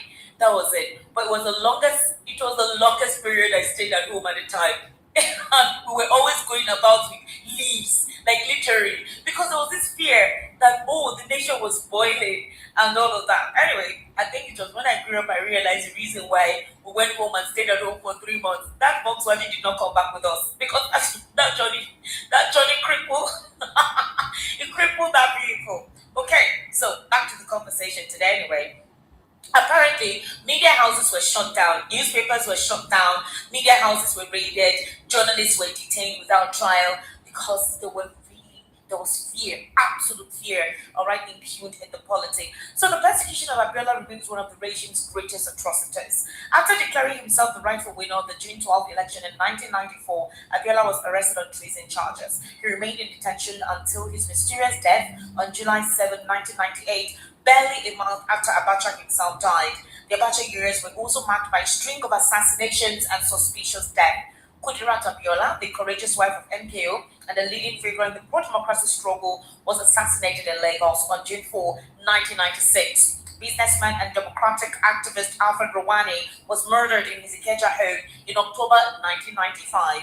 While Abraham Adesonya survived an assassination attempt, Tony, the son of Olu Onaguruwa, a minister of justice under Abacha, did not. Shehu Yar'Adua died in Abakaliki prison in December 1997 while serving a sentence imposed after a controversial coup trial. Olusegun Obasanjo will later become a 2-term civilian president, narrowly escaped death in Abacha's gulag by providence. So, the execution of Ken Saro-Wiwa and 8 other Ogoni activists on November 10, 1995 marked one of the lowest points in Nigeria's history. Those hangings led to Nigeria's suspension from the Commonwealth, transferred the country into an international pariah. I recall that. I think most of the international communities banned Nigerians. And Abacha felt we did not need them, I think. He felt we couldn't sustain. Is it just Commonwealth? Okay. While characteristically, the regime responded with greater repression.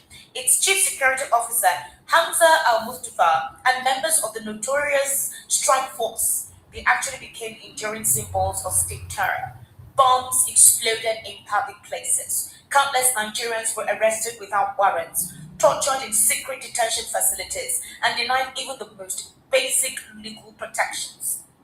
The dictatorship also sought to perpetuate itself. By 1998, all 5 officially recognized political parties had adopted Abacha as their sole presidential candidate in a thoroughly discredited transition program. The late Bola Ige memorably described them as the 5 fingers of a leprous hand. Beyond political repression, Abacha presided over one of the greatest episodes of official corruption in Nigeria's history. After his death on June 8th, investigators uncovered billions of dollars looted from the public treasury through fraudulent security votes, inflated contracts, and direct withdrawals from the central bank. Successive Nigerian governments working with foreign partners have recovered billions of dollars in what has become globally known as the Abacha loot, unending Abacha loot. Next year, or possibly before the end of this year, you'll hear another recovered Abacha loot. So substantial forms remain hidden and in some states and countries across the globe uncovered. So, there have been numerous conspiracy theories which surrounded his death. Some blamed foreign intelligence agencies or visiting diplomats as MI6, M16 has been called, or FBI or CIA. Exactly. Others have also claimed he died in the company of foreign sex workers. Oh yeah, we heard that.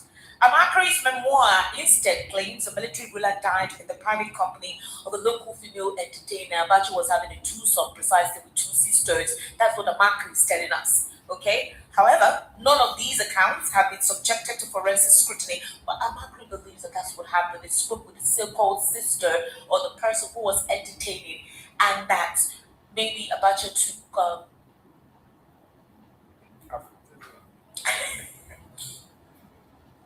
Abacha took what do you call that thing now? I don't want to call it. Yeah. But he took a medication that self-sustains during some kind of interesting intercourse. Let's use that phrase. And that possibly it was too strong for him. Oga, in the process of sweetie pie. That's what Amakri is claiming. Anyways, but like there's big no forensic, whatever to that. So the spontaneous celebrations that erupted across the country following the announcement of his death spoke volumes about the hatred Nigerians had for his reign of terror. Now, a lot of Nigerians and critics of this administration have attributed that there is a similarity between the Abacha era and Bola Ahmed Tinubu's administration, or precisely the APC administration that came on board since 2015. There are talks that if you try to tell this administration the truth, they criticize you, they use all forms of vitriol against you. But the big question is that true? We're going to begin such assessments. However, before we proceed, just yesterday evening, possibly around this time, Rotimi Amechi was on national television, and guess what? The presidency has responded. Bola has vowed to ask him questions to expose certain secret conversations. We really want to understand what secret conversations that could be exposed, specifically with Article. Let's take a very close listen to Rotimi Amechi yesterday evening on, I think, Channels Television program. No, it was not prime time. It was a Channels. Yesterday evening, precisely, it was a Channels. Yeah, that he had that interview with yes, Joe Kubalo. Let's listen to this. Former governor of Rivers, a former minister, and now a running mate to Atiku Abubakar. We've got Lord Jesus Christ. So when a group of people who are not Christians get up and insult my faith, then I must get up to defend it. Do you think they are doing an insult? Of course. When you look at the bishops of the Catholic Church and insult them, and Cardinal. Because in the hierarchy of things, so let's see how we can let Nigerians know. Maybe you may not Cardinal or Nayaka. I'll go to Cardinal. Let me tell you first. The bishop, most bishops are equivalent to a governor of a state. And I'll tell you why. The bishop of the Catholic Church in Port Harcourt Diocese covers the entire River State. The entire Catholics in River State, in every village in River State. What does the governor of River State cover? The same thing covers the entire River State. So when you meet a bishop, ecclesiastically he covers every place in River State. There are so many of such, like this Bishop of Sokoto. The same thing, he covers the entire Sokoto State. Now you look at him and you insult him because he has come to see the president. Look at the president's statement. The president of the country tells the country all is fair in politics. So if a dog takes a gun and shoots me where I'm voting, it's fair. I'm not sure that was what exactly that he meant. He said he won't lay for you in a position, he won't lay the red carpet. He will slug it out with you. That's like that. Before then he said all is fair in politics. I just listened to him now. All is fair in politics. You know, I read literature. The moment a writer concludes his writing, any other statement he makes his interpretation. He has the right to interpret his books. I have the right to interpret his books. So when the president has said to you, all is fair in politics, when the Catholic Church is crying about the possibility of having an election that may not be fair, what the president needs to do is to reassure the country. APC and PDP and ADC, they will slug it out in the and even field. It will be a free and fair election. Let the president win. We come to the meat of the matter, because the reason why the bishops and the leadership of the Catholic Church in Nigeria went to the president, they said it's about hardship in the country, the state of the nation, and some of the issues that are concerning, including how fair INEC will be, because the president plays a defense for INEC. The Catholic Church record, if it was private, the Catholic Church record it. Do you think Canonaica should have made extra commentary about every public meeting with the president is public? The moment you bring in cameras, it's no longer private. I was once in the presidency.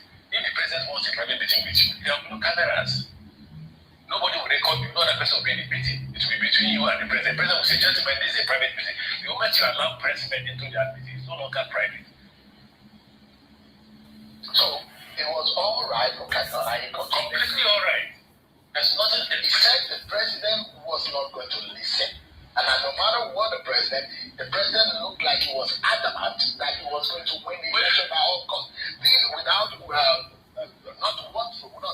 quoting him verbatim, but I mean that's the inference that he made. You see, what that when the president continues to tell the public that he will win the election at all costs until we get to the field. Whatever the president wants us to do at the field, we'll do it at the field. So probably I'm not worried about what he wants to do, whether he will wrestle, we'll meet at the field. We'll meet there. That has to be rescued, but that's not the issue. The issue that what the president and his men are doing is insulting my faith. They're insulting the Catholic Church. How did the president insult your faith? You didn't listen to Bola. And the first place, Bola is a Christian. Daniel. Are you more Christian than Daniel? So there are Christians who are actually man. So they are Muslims. I want to know how the defense of the presidency becomes what is the defense? You are insulting a cardinal. A cardinal is somebody who could have been a pope. If he's not a pope, he's somebody who had voted for popes. And there are not too many cardinals in Nigeria that I know that. An icon, what is from the southeast, and Okuchi. All right, the entire summary of that conversation precisely was on the fact that the administration supporters and aides have been speaking against the Catholic Church when they literally said what the truth was, instead of them to accept the criticism and see how to work on it. And he also went ahead to say that during their time, the Catholic Church also called out the administration of former President Muhammadu Buhari, now late, and that what they did at the time was to keep quiet and see how they could look into some of the concerns that were raised. They were not having any form of political partisanship. Like I told you, the supporters of the day said that Cardinal Naiko, they brought on pictures with the Cardinal with the NDC presidential candidate and felt that possibly he was choosing or picking a side. Now, the thing is, some supporters felt that the opposition went against the Redeemed Christian Church of God General Overseer, that if they could lampoon him or call him out or call him derogatory names, why can't they call the bishops any kind of name? But the question is that he had never in any way openly criticized this government. The last time he spoke, he said he spoke to the president and said there is nothing more the president can do because he has instructed those who are meant to do what they're supposed to do to work. So Nigeria should stop supposedly blaming or berating the president for responsibilities that he had assigned to people. That's what the Redeemed Christian Church of God pastor said. But meanwhile, in 2012, there was an Occupy Nigeria protest, and most of the Pentecostal churches, both CAN, both PFN, everybody went out there to protest, against the government of Jonathan, against the insecurity at the time. So they're asking Pentecostal churches, pastors, why are you guys not having a united voice in condemning what is currently going on in government? If the Catholics could do it, why couldn't you guys do it? So they have aligned it with political manipulation or political alignment, politics being taken to churches. You're hearing churches and pastors advocating for, whoever they believe should run the government. Now, the question is, should the Pope or the Pope or the papal office have any form of influence on how politics goes? The same question goes to, for the Orthodox Christians, should they be part of what is going on in government? Should they influence the decision of people when it comes to choosing the right leadership? Ladies and gentlemen, like I said, we're going to have that conversation, but I just need to give you a breakdown of what we're hearing or what we intend to talk about today and see how we can make a comparison or contrast to what a lot of persons have aligned with this administration and that of late General Sani Abacha. Some persons will say that Iran was good, while some persons will say this was worse. We're going to hear the indices as to why.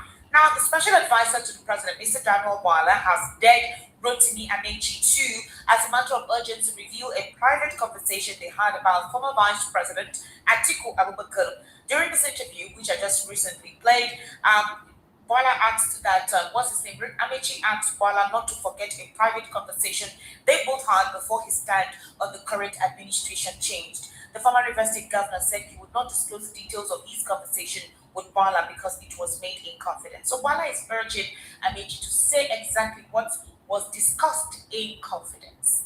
Okay, before we move on to other topics, let me introduce my guest this evening. I actually have Mr. Elvis Elimele. Mr. Elvis, how are you? I'm good, Esther. Welcome, sir. You become a historian this evening. Me? Well, I think history helps us decide or determine precisely where we're heading at this point in time. Most know where you are coming from. Exactly, and if we're replicating it or we're progressing. Yeah, exactly. All right. Would we say there's a similarity with the Bachar era with this administration with the APC total? Well, the first one is corruption on both sides. They're both endemic, even though they would deny it. But with this fallout of this fake agency now, I think they can no longer tell Nigerians now that you cannot compare the corruption in Abacha era to their own. That's number one. So we've seen so many. Abacha era, things were not tough with Nigerians as not being able to feed them. But here now, they are not able to feed. You understand? So you can give that to Abacha. Things were very affordable that time. Security, there was no insecurity, but today we can't move. So you can still give that to Abacha that it was better. That with Abacha that Nigerian can go over their normal businesses. I come to think of it, Abacha was mostly dealing with politicians because he was wanting to transmute himself from military president, head of state to civilian president. So almost all the politicians was actually having issues with them because some of them are in the same position. You remember the 5 leprous fingers of the Political Party? At the time, all of them had to adopt him because they didn't just have any way to survive rather than to adopt Abacha as the sole presidential candidate for the election. But the election never came before he died. So that was another issue in Abacha's time. So that was where the draconian came. So he was hunting all the politicians. And those politicians were the ones that were like, no, this must not stay. You know, like in Adeko, which the present president, said he was a member of, but today we can actually prove that he was a member of Adeko, but the tenets of Adeko, he never believed in it. If he believed in it, Is the media being suppressed? I don't think so. In this, I think, to be honest with you, I think this administration gives media some leverage. I'm still coming to the media. Okay. You understand? So, if he was actually a real, one of the believers of Nadeko in Tutu, one would have seen that by now, those things Nadeko spoke about would have been, doing some of them, especially restructuring. This area that the constitution are clashing that we cannot even understand the constitution any longer. One would have expected that by now, this president would have started straightening that and straightening judiciary. Yeah, judiciary today, one can no longer say it's the same judiciary that one is expected to have in a functional country. These are some of the things that people were looking at that time and saying, oh, these are not working well. Because that military, every other legislators is the only basic arm of government in the military. The civilian and the judicial, the executive and the judicial arm of government are in the military. It's only this legislator. And today, the present president of Nigeria, who believes so much in Adeko and who was talking about rule of law, has actually killed the legislators now. There is no legislative arm. And that was the arm of government that was missing in the military, which he was fighting. Today, where is the legislative arm of government? It's no more there. The 10th Assembly will tell you that even if the president sleeps and wake up and in the midnight and tell them this is what I want, they will pass it for him. And that's exactly what was missing in the military administration. So if you not compare the military era and this present dispensation we are under him, especially, you discover that legislative arm is missing because all the check and balances they were supposed to be doing, oversized functions, they are not doing them. That is the reason why an agency that is not in existence got a budget. If the legislative arm was up and doing as expected, they would have been able to detect that this is not a functional agency that a budget should be passed for.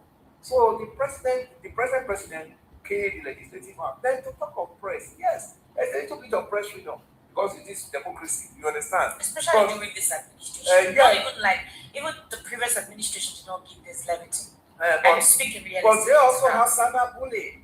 Now you have the cyber that even they censor some of the things we do too. To say yes, but I know that thing that was before that was that gagged the press under the military administration that you cannot speak. It was tougher with Buhari. But when IBB came, IBB, abrogated it to some extent, so the press started talking to some extent, you understand. Buhari Jagon actually just came up. I think it's the too, where journalists were being hauled into prisons, that trial and all of that. So we have had a long history, Esther, and we are still surviving it. So if you are comparing Abacha era and this present dispensation of President Ahmed Tinubu, there are so many things to take away in the military era that we cannot have now. But we always say the worst civilian government is the best civilian government. What they put it, the worst military government, the best military government is not comparable to the worst civilian government. But today, you talk of infrastructure. Nigeria had the best of infrastructure at the time during the military era. If you want to talk about it, the best of infrastructure. So most of the infrastructure we're enjoying was Abuja was single-handedly built by the military. The Abuja of today. Everything you are now seeing in Abuja is in addition to the master plan of Abuja.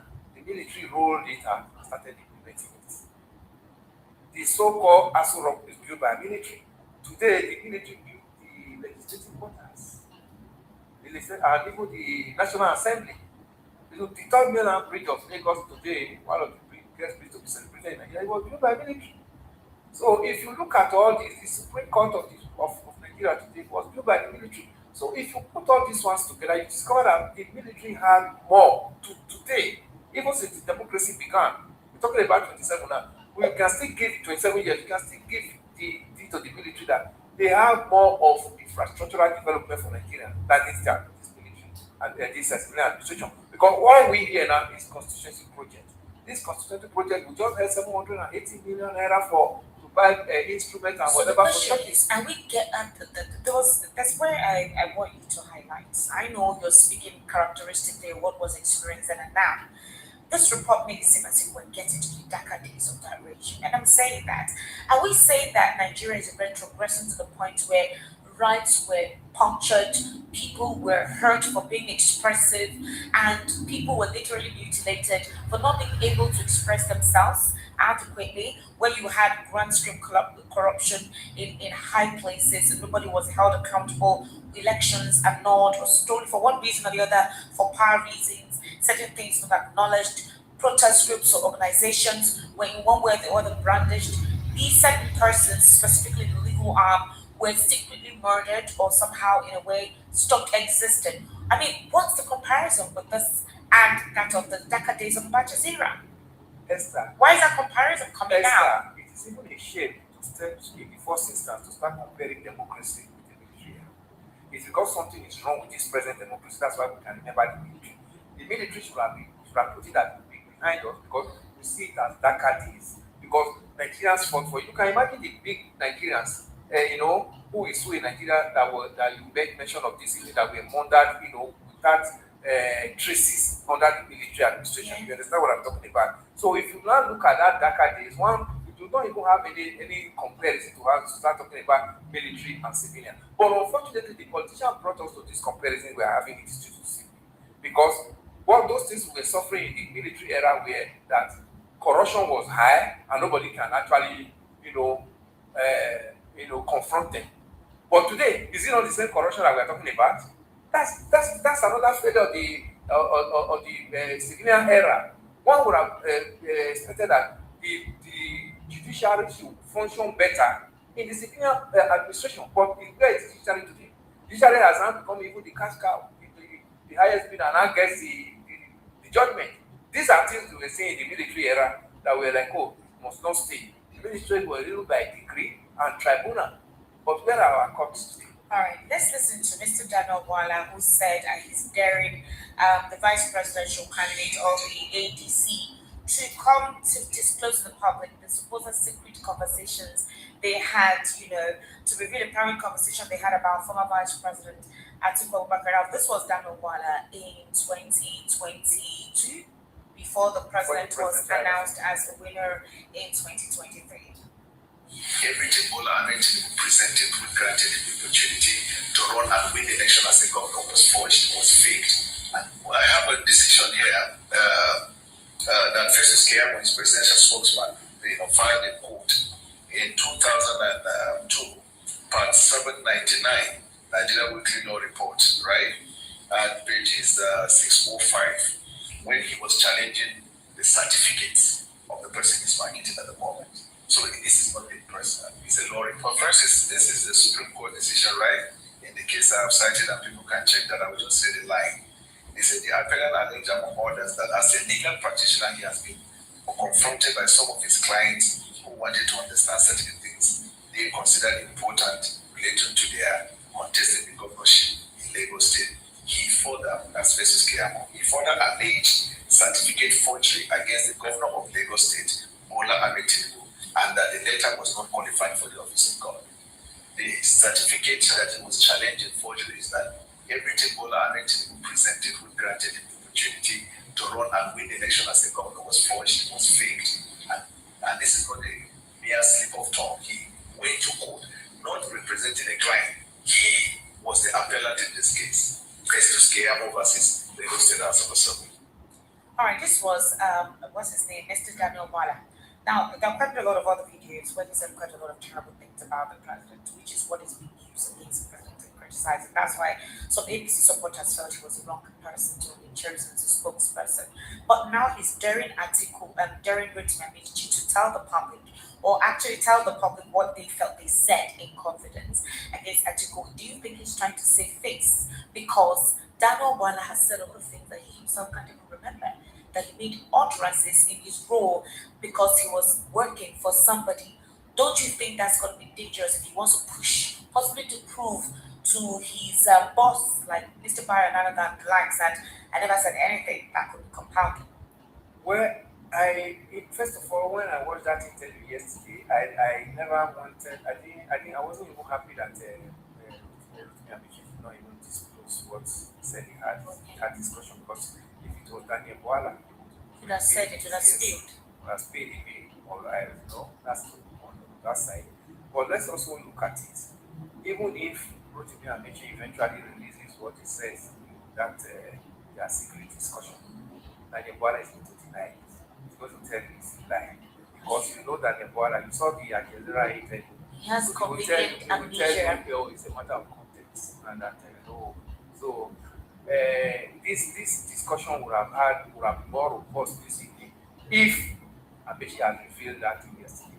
Now it's like, I challenge you not to go and tell Nigerians. You understand? Mm-hmm. So it's on his own side now. He is feeling like the boss. He has more weight in news now. If we are to report now, Esther, he will have more, because he is not like I dare you. I dare You understand? And that would make more news story than even if eventually Rotimi Amici now releases it. It's not going to be as weighty as it's supposed to be if he has released it yesterday. Yeah. I'm talking, news writing. You understand? So Daniel Wala has all maybe the fanfare now to say, go ahead and review whatever you think I discuss with you. And at the end of the day, they will come and deny, and people will not believe it, because I believe Amici did not reveal it as expected. So there's any possibility for him to deny that actually happened? 100%. Deny it. You saw what happened at Jazeera event. You understand? And even this one that he played now, at the time he was President Tinubu, he does not deserve to be even be in the race. When you play this for him, I will tell you, that was the time I never knew. I was at the other side. I never really knew how competent this man is as president today. But now you have a way of approaching him, to suit his paymaster now. So if you want to make a new story, whatever you believe that you believe in, say it at that moment, because news gets staged. All right, let's listen to Mweboy when he was also trying to defend this. The presenter, the anchor person was asking that there's hunger in the land, right? And it has gotten worse, inflated. So this is what he had to say. Macroeconomic improvement. Food prices has become a major challenge for inflation, significantly reduced household purchasing power, particularly among lower income families. This interprets that there is hunger in the land. Just remember, in the real household income, is still under pressure, which growth has generally lagged increases in living costs. People's increase in the minimum wage, but the purchasing power of the average person has reduced. The cost of living has gone high. Fuel subsidy has highly impacted it. Food insecurity is being a major problem. And these are indices that directly impact on the average person's life. And these are statistics. This is not you or me. This is the statistics that are valid. How do you explain to the people who have been impacted by this negative trend? Thank you, Shehu. I love the discussion because it's going to afford me the opportunity to, awaken some, Nigerians to their own responsibilities as citizens. Shehu, I said here earlier that if you and I, produce what we eat, the prices of food in the market will definitely crash down. So those who are complaining because they go to the market to buy yam, they go to the market to buy garden, they go to the market to buy vegetable. If all of us all go to the market, what is a simple law of economics? When the demand is high, the price will go high. But when the demand is low, the price will definitely come down. Price control is not the duty of government. It's the activities of the citizens. And I want to use the opportunity to let Nigerians know that you can't be rich by accident. You cannot bring down the prices of food in the market by agitating. It is by doing what you're supposed to do. And what is it? Let everybody go to farm. Produce what you eat. If you cannot be a commercial farmer, produce for your family and for yourself. Blaming the people for the failure of your own government. What failure? What is it that government is supposed to do that they have not done? All right, ladies and gentlemen, before my analyst response, we'll take a very short break. Leaving Rush continues. We'll be right back.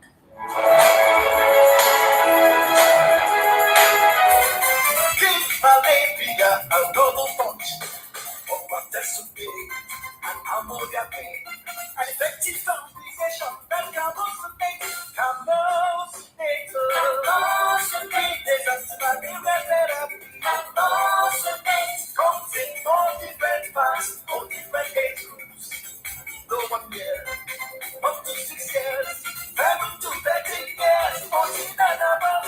Cambosolate,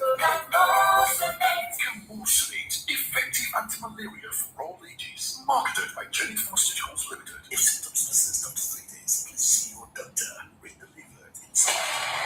You are listening to your the number one station, the voice of the people, 90.3 FM. Do not touch that dial. Parents, you've worked hard to give your child the very best future. With a 90% graduate employment rate in the first 6 months of graduation, that future can be right here at Lancaster University, Ghana, the only British branch campus in sub-Saharan Africa. The same globally recognized UK degree, accredited to the highest international standards, all within a modern learning environment. Applications are now open. Visit lancaster.edu.gh to apply today. Lancaster University, Ghana, a global degree at your doorstep. This is 91 Sugar. Some people are 23 years old. Ladies. How is it dark? I never knew the joke. It will worry you as if they affect your business. So let your talk on. Imagine say you wake up for morning, light no shake, fridge don't block, business don't get wahala, everything they okay. No be dribble with your haku. And you be to your light. You have to sell gas cooker, freezer, fridge, and then go furnish you with modern kitchen or whether that inverter, batteries, panels, smart street lights, in a solar AC system we want use for house, business, and for industrial work. You have to start gym to help you. Bye to never be no. No wait till transformer go spoil again. Oh yeah, run call you Haku for 070-121-30260 or 080-324-82573, or you fit to call 080-669-60066. For Lagos, we there for shop F1179 Industrial Section, or Alaba International Market, or shop G6 Electronic Section, Alaba International Market, 8th line, Ute Oboji Plaza, Abuja office na Corporate 13, Dubai International Market, back of Games Village, Kabo District, Abuja. For Port Harcourt, we there for number 51, Oporo Road, is your Trade Center for River State. Yohaco website na www.yohacoproducts.com. Online store na www.yohacostore.com. Yohaco, from sun to earth, we can make your mind declare. If you want to be heard, say here. Voice of the people, 90.3 FM. 90.3 FM. Your long-term strong battle is about to expire as your Goliath is in big trouble.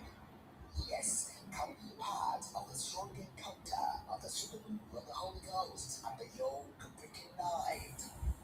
A special all-night prayers taking place at another prayer city, Kilometer 12, Legacy Power Expressway, yoke breaking night, Friday, August 7, 2026. The whole shall arise, and your stubborn yokes shall be broken.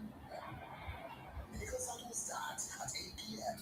Main concert begins at 10 p.m. Come with a bottle of oil. The Holy Ghost is set to bury your problems permanently. Don't be the general overseer. Jesus is Lord. Presence of Buhari's administration, which Rotimi Amici was also part of. So about the expose, like the fake agency government, the coup that took place almost 2 or 3 times, they even said more happened. The presidency didn't want to let us know about it. Yes, we heard about that, but they didn't want to let us know about it, so it doesn't seem as if the administration of the president is porous.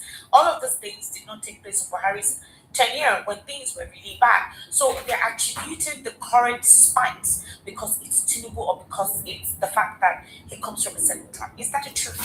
Is that what it is? No, but when Tinubu came and said he was going to continue from where Buhari stopped, and he said Buhari is him and he is Buhari, why would he be denounced? If he has denounced himself from Buhari, Nigerians will have known that, okay, he has a different policy for Nigerians. Yeah. But when he came, he said he was going to begin to start from where Buhari stopped.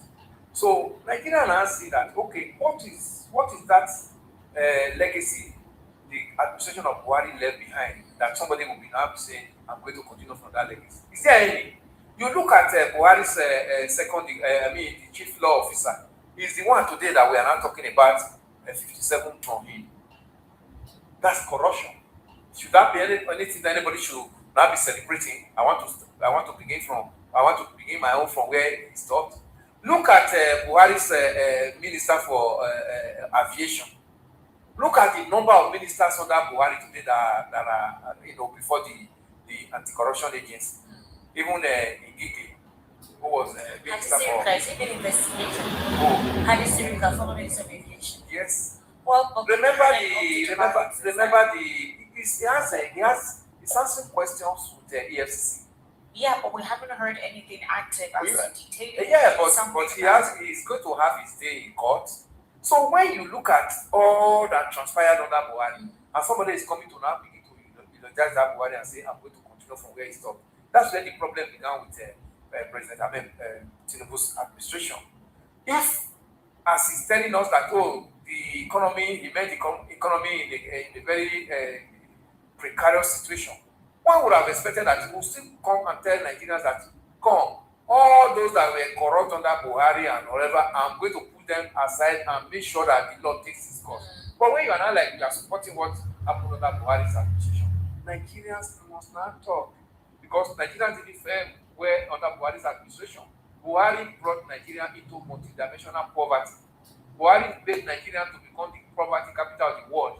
Is that the person we should be celebrating?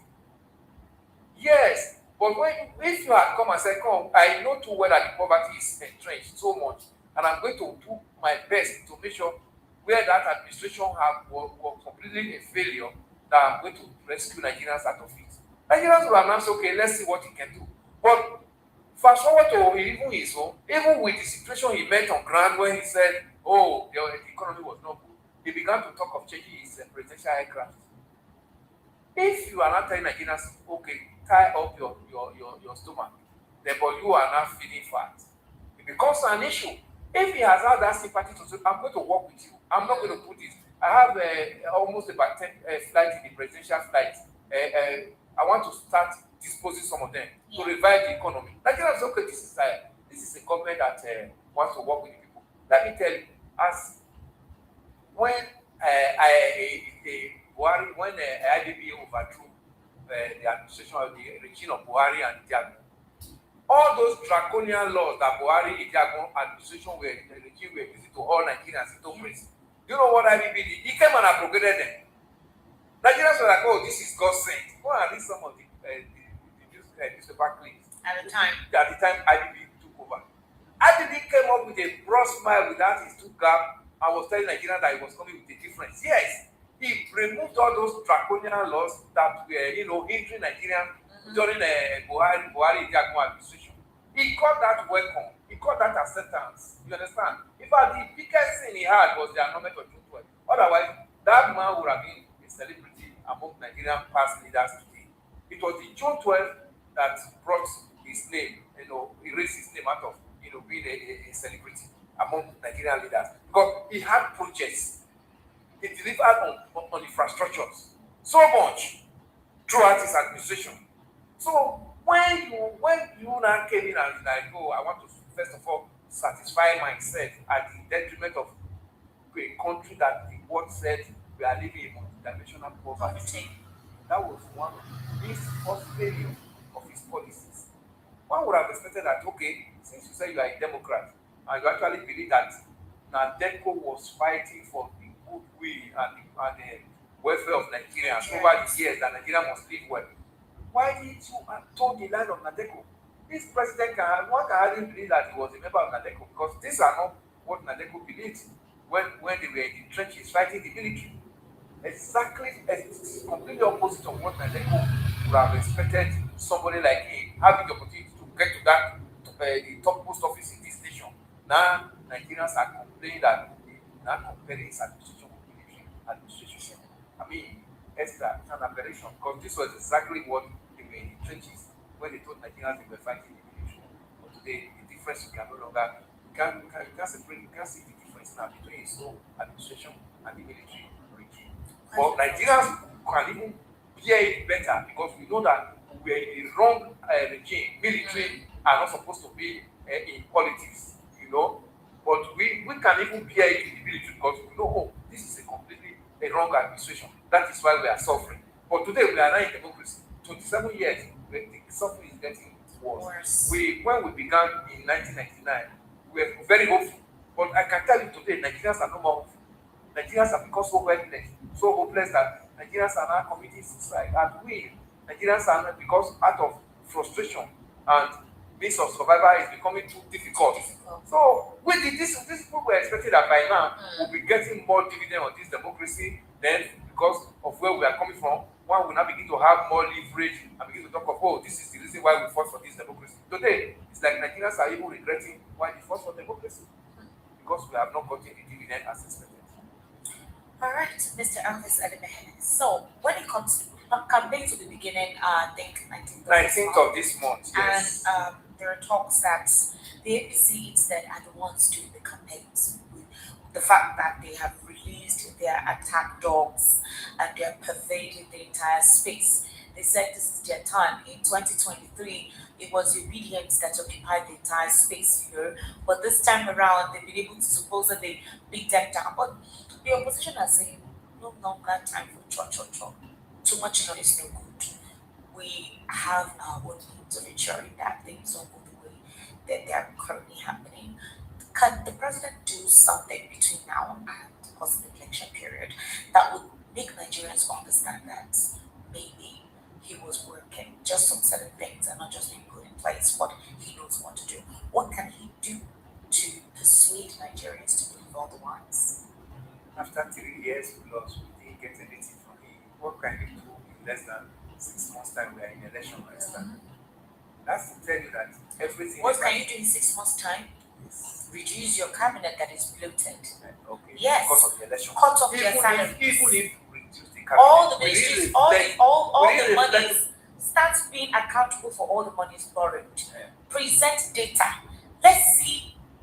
Okay, Mr. Barry had said last month that there was going to be a tour some of the projects the president has been able to complete. They're talking of the president's housing scheme, their amount and all. So we actually thought that by now we would have seen some of those projects on the tour on them. maybe they're waiting for some very critical ones that they could use for campaign to get completed. I'm sure you heard about the housing scheme across the 36 states of the Federation, which the administration had mentioned as part of its measures to provide housing for Nigerians. Do you think that's what they're waiting for? Esther, have we not been hearing of housing scheme in Nigeria? How affordable are they? How affordable is a Nigerian worker that earns 70,000 naira? Can he access that housing scheme? Can he? But remember the Jakonde houses that we have in Lagos today, people who were not even earning as much, as little as 2,000, 3,000, then, 1,000 something, have houses in Jakonde estates. Why can't this government think of bringing up houses for low-income earners of this nation?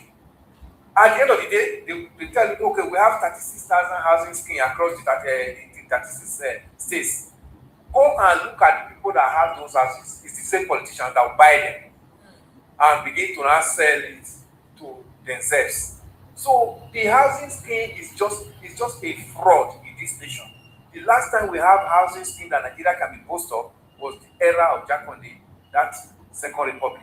Since that time, the housing scheme that you now hear that the government, tell you that they have so number of housing scheme, go and look at the buyers and the buyers of those houses. It is those people that are close to them and they themselves buy them and now begin to resell. All right, let's look at the grand politicking. Atiku is going to the international scene this time around to make sure that he tries to denigrate whatever influence Tinubu has. So I'm sure you know he already has a lobbying firm. Yeah. The United States ambassador to Nigeria said they're trying to create a platform where Tinubu and Trump will meet. Now, the presidency has told us that he's going for the United Nations General Assembly. Is it meeting of Congress? I think is it in September? It's end of this. End of this next month again, exactly. And then they're trying to work and make sure that Tinubu has a meeting with Trump. At least there's a picture or a video of them having a conversation together, which could further heighten the need through which they can start having direct access to themselves. Now, the United States-based lobbying firm Von Batten Montague, all right, they have moved to stop any proposed meeting between President Bola Tinubu and the United States President Mr. Donald Trump at the upcoming United Nations General Assembly. So in a post, the Washington-based lobbying firm was reacting to comments by Nigeria's prominent representative to the United Nations, Ambassador Chimo Ibrahim. Right, the firm said it had forwarded the video of Chimo Ibrahim's remarks to senior officials in the Trump administration. Now, Ibrahim, maybe he spoke too early. Maybe he shouldn't have said anything. Possibly they did not anticipate that those who are doing a battle of the best lobbyists would use that as a means to stop whatever meeting. Maybe it's a way to just see how he can please the president. I don't know. But Ibrahim, during a live television program 2 weeks ago, announced that the president was expected to hold talks with Mr. Donald Trump on the sidelines of next month's UN General Assembly. So the firm said it would share the material with members of the United States Congress and officials of the State Department, along with evidence that some of the agreement the Nigerian government has with the US has not been met, with the killings ongoing, all right?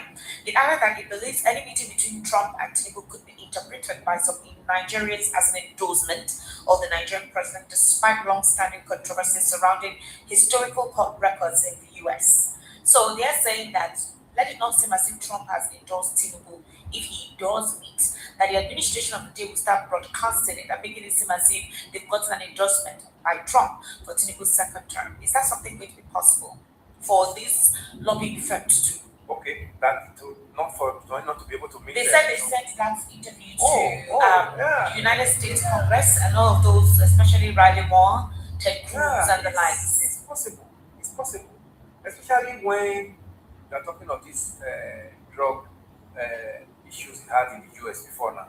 Okay. Trump administration, really frown at anything that has to do with drugs. Let's forget about how Joe Biden managed that situation and allow things to go off. You understand? There's a new administration in the US now, and this nobody can predict President Trump. That's the issue. That's the matter. So it's very possible, Esther. But the issue there is, if President Tinubu is actually a serious president as expected, must you lobby to speak to meet your fellow president? Yeah, they do that. A lot of these nations do that. No, but if you have that credibility, you have that credibility from home, you are doing well from home, and your people can actually say this president is doing well. The president of the United States of America will open doors. I'm actually still shocked that with all of the whole US intervention, whatever, the bombing on ISIS camp and all, that the president and Trump did not have a telephone conversation. That's to tell you they are not even working together. Because I don't understand how a Nuhu Ribadu could go to the US, have some conversations, solicit, speak with, and somehow there was no direct phone call between Trump and the president. Yes. Especially for such a, I would call that exercise by the United States government as some persons consider it an invasion. But it got international recognition. Absolutely. The international community was talking about it. They were even afraid that what happened in Venezuela is basically what was going to happen in Nigeria. And yet no phone call transpired. Because I know if it did, this administration would have talked about it. Yeah, they would have, put it in as a propaganda. Let me tell you, that shows that almost everything Donald Trump is doing, he's doing it out of anger because he felt this government has disappointed Nigerians. Excuse me? Yes. Donald Trump is doing what he's doing out of anger? Yes, against this government. Are you sure? Yes, because... You think that man is concerned about anything? You know, Or about himself? no. They protect us that there is Christian genocide. And Nigerian Christians are going through hell. You didn't think that was a diversionary tactics from what he's going through in his own government, in his own country? That what is going through in those countries is not our issues. Because we are not going to be the one that, if at all his party is going to come back to power, Nigerians are not going to vote. These are the same Donald Trump who lauded the president's wife at breakfast. It's a different ballgame. Okay. Yes, you will agree. We can say that, okay, the presidential part of the lobby has started succeeding over there. But we are also seeing now that Atiku's lobby firm has also shown up their own now and said they are going to share videos and they are going to start talking to the US Congress. Do you think all these things when exposed currently going on in government was deliberately allowed to be by two? Do you think it was deliberate? For example, the coup plot, the fake agency, a lot of secrets going on in Azovia. We had a lot as to how this whole coup thing was planned, how the electrician, the kitchen member, everything. Do you think it was deliberately let out by this administration for Nigerians to get to know? Because a lot of things that used to happen in secret that we didn't know was exposed in this administration. So do you think it was this administration that allowed it to be exposed? Even the man that did all the investigation about the terrorists and everything, I think General Khalifa or something, you know, everything was exposed by this government. So all those things that were considered to be maybe a coincidence, do you think it was deliberately planned? Secondly, do you also think that to expose the sponsors of insecurity in this country, Tinubu is supposedly working in collaboration with the US, but doesn't want it to be like he went to seek their help. So the supposed sponsors from wherever they are wouldn't say, oh, it's you that wants to murder us. I don't know if you understand what I'm trying to say. So it's a way of making it seem as if, oh, my hands are not there, it's US. So should be people that write into US that you people are they're killing people in this country. I don't know if you understand what I'm trying to say. Do you think that's the idea? These are the kind of conversations we put out there. Is the president even supposed to take side and say, oh, my hands are not in it? The president is supposed to. No, I'm not saying he said so. No, probably. Okay. The function of the president is to make sure that Nigerians are well secured and Nigerians live well. Yeah. So they should not even come up with that narrative. You understand, Esther? They should not even come because it is the failure of what they are supposed to do that is throwing up some of this narrative. If Nigerians are not complaining, Nigerians are not being slaughtered daily, why would have been seeing some of these things some of these international interference would have started coming in? It's because of what they read about us, what they hear about us, and the way these videos are everywhere on the Because net. even the December 26th bombing, the Nigerian government did not say 25th bombing. It was the US government that spoke about it. We woke up in the morning to hear. Yeah. The Nigerian government did not make that announcement. It was like the Nigerian government did not know. Yeah, Or but maybe later they were told not to say something. they were part of it. They were part of the intel and all that. You see, we have discussed this, that probably the government only heard from even the tweets. That Like the government just got to know that money. They got to know. That's not what Nigerians believe, and that's what we are still believing. Because at the end of the day, we discovered that Nigerians could not even give details of what happened in that bombing. Then, fast forward to where we are today, Nigerians are calling for more, but nothing has happened. If there was, they said they killed some of them. Some of the if there was, yes, if there was that much synergy that Nigeria is already part of it, I don't think that thing would have stopped. We are going to almost a year now, December, when since that happened. Nigerians, by now, if you take a voice pop, Nigerians will tell you they want to see more of that happening. Yeah, why do we say that? Because the insecurity has not abated since that happened. It became even worse.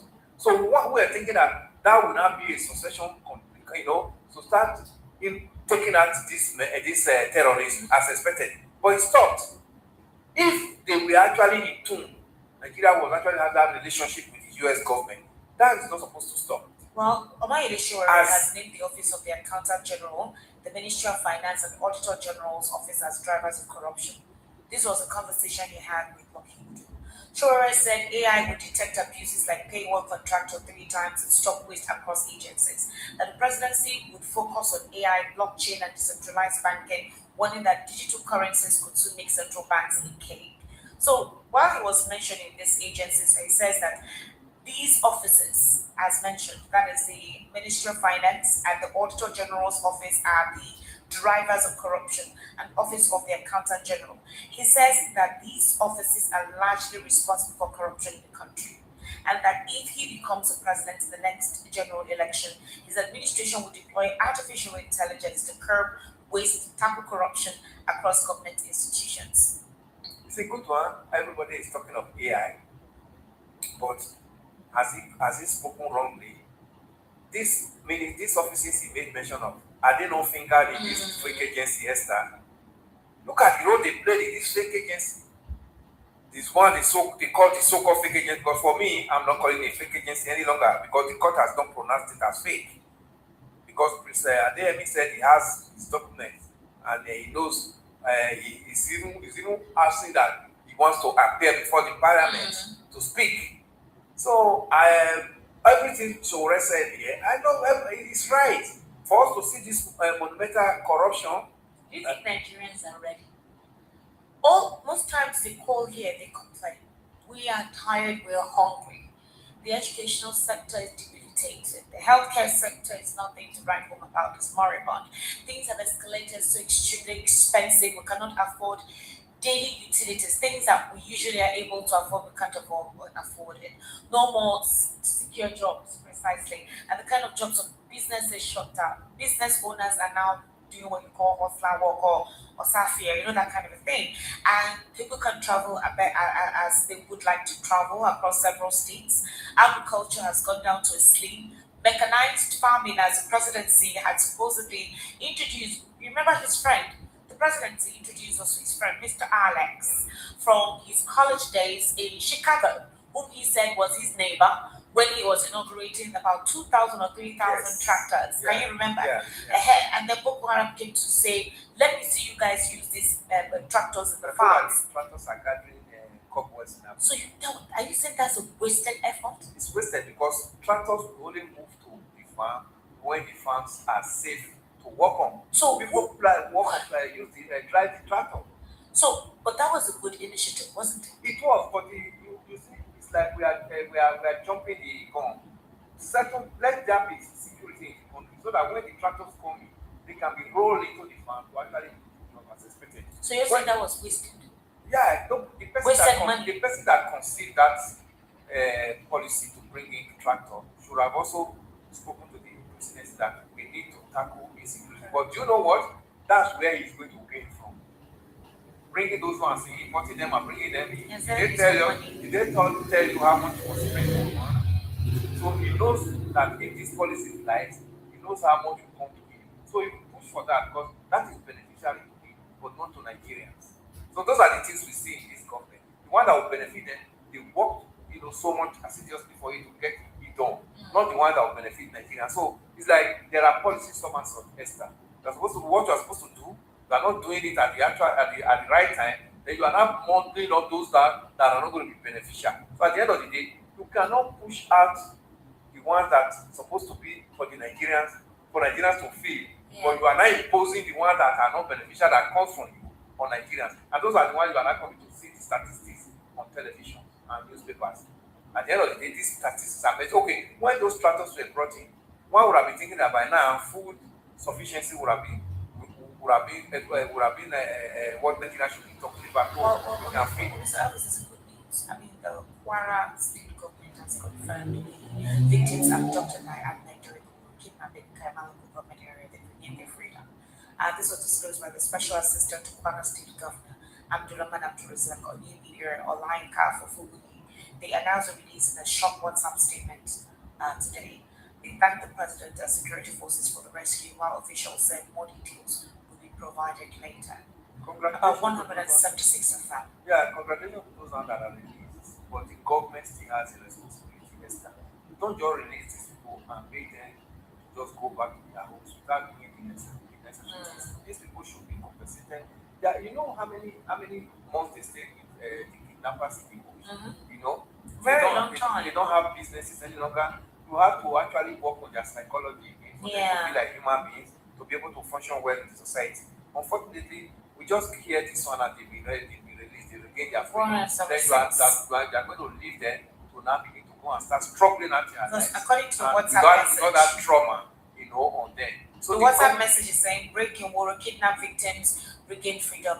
Alhamdulillah, and kudos to President Bola Ahmed Tinubu, GCFR, security forces, and everyone who played a role in this huge feat. We are grateful. Yeah, not just being grateful, thank God that they are back, but the government should take this step to make sure they are adequately rehabilitated to be able to function well in the society again. The trauma is too extra.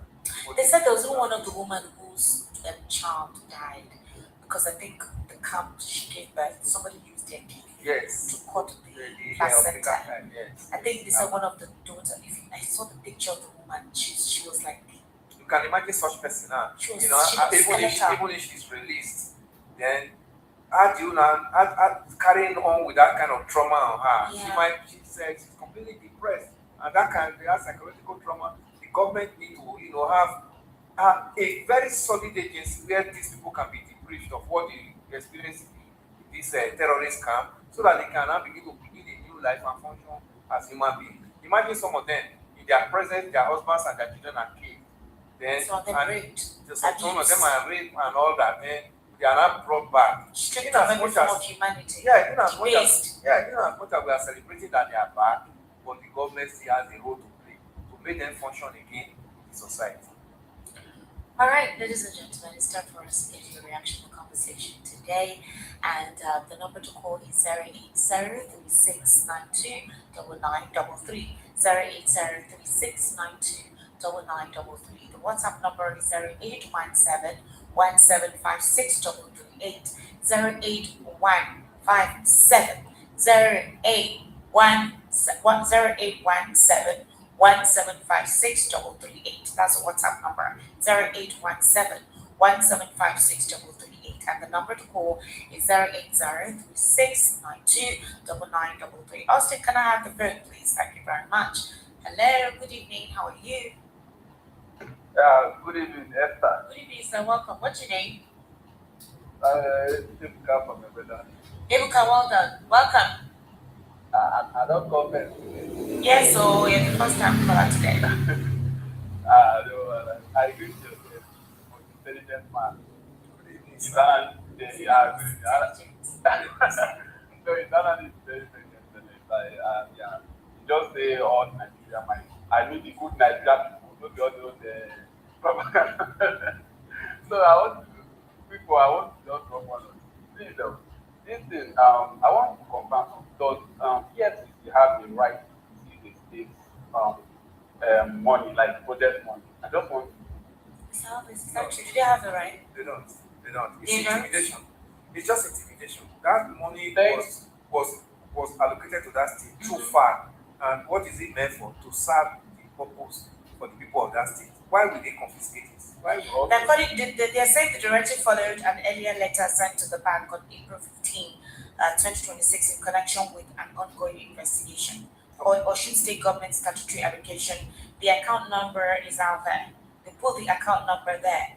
and that the instructed the bank to place a post-no debit restriction on the account, which effectively prevents the state government from withdrawing or transferring funds from it.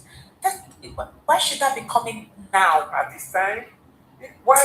Okay, you said since April. Why did you not fast track the investigation in that April and do this? This is election of Osun State is taking place this weekend, this Saturday. Can you imagine? So and you are not suspending their accounts. Hey, I like Hello? my brother. Sir?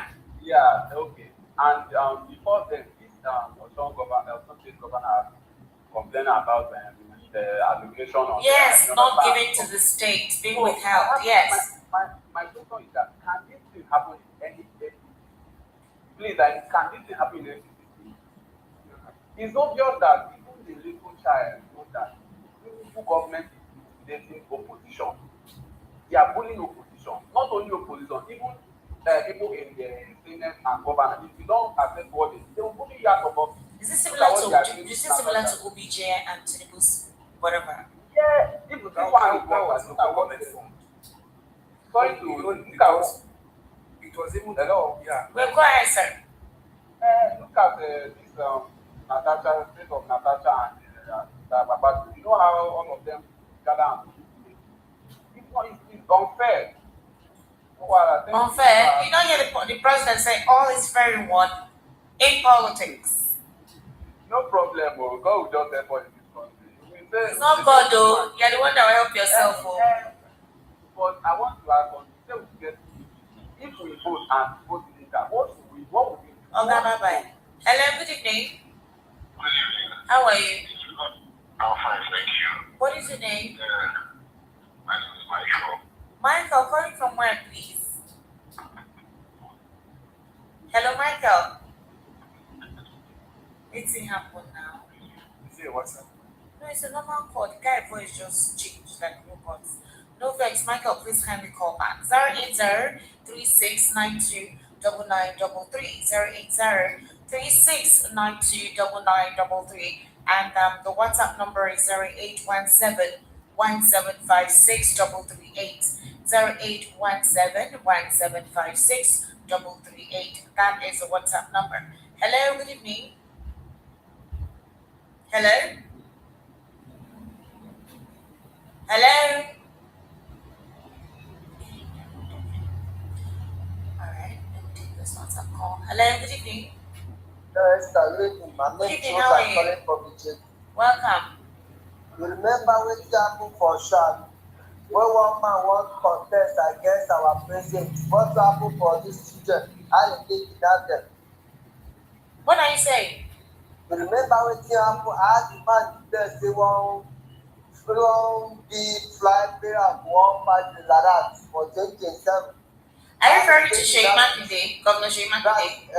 That has been Shirima Kinde. But what Okay. happened to the children who they kidnapped? Today, they never do the investigation. Maybe you know, you go put one. They said they've already prosecuted those who organized the crime.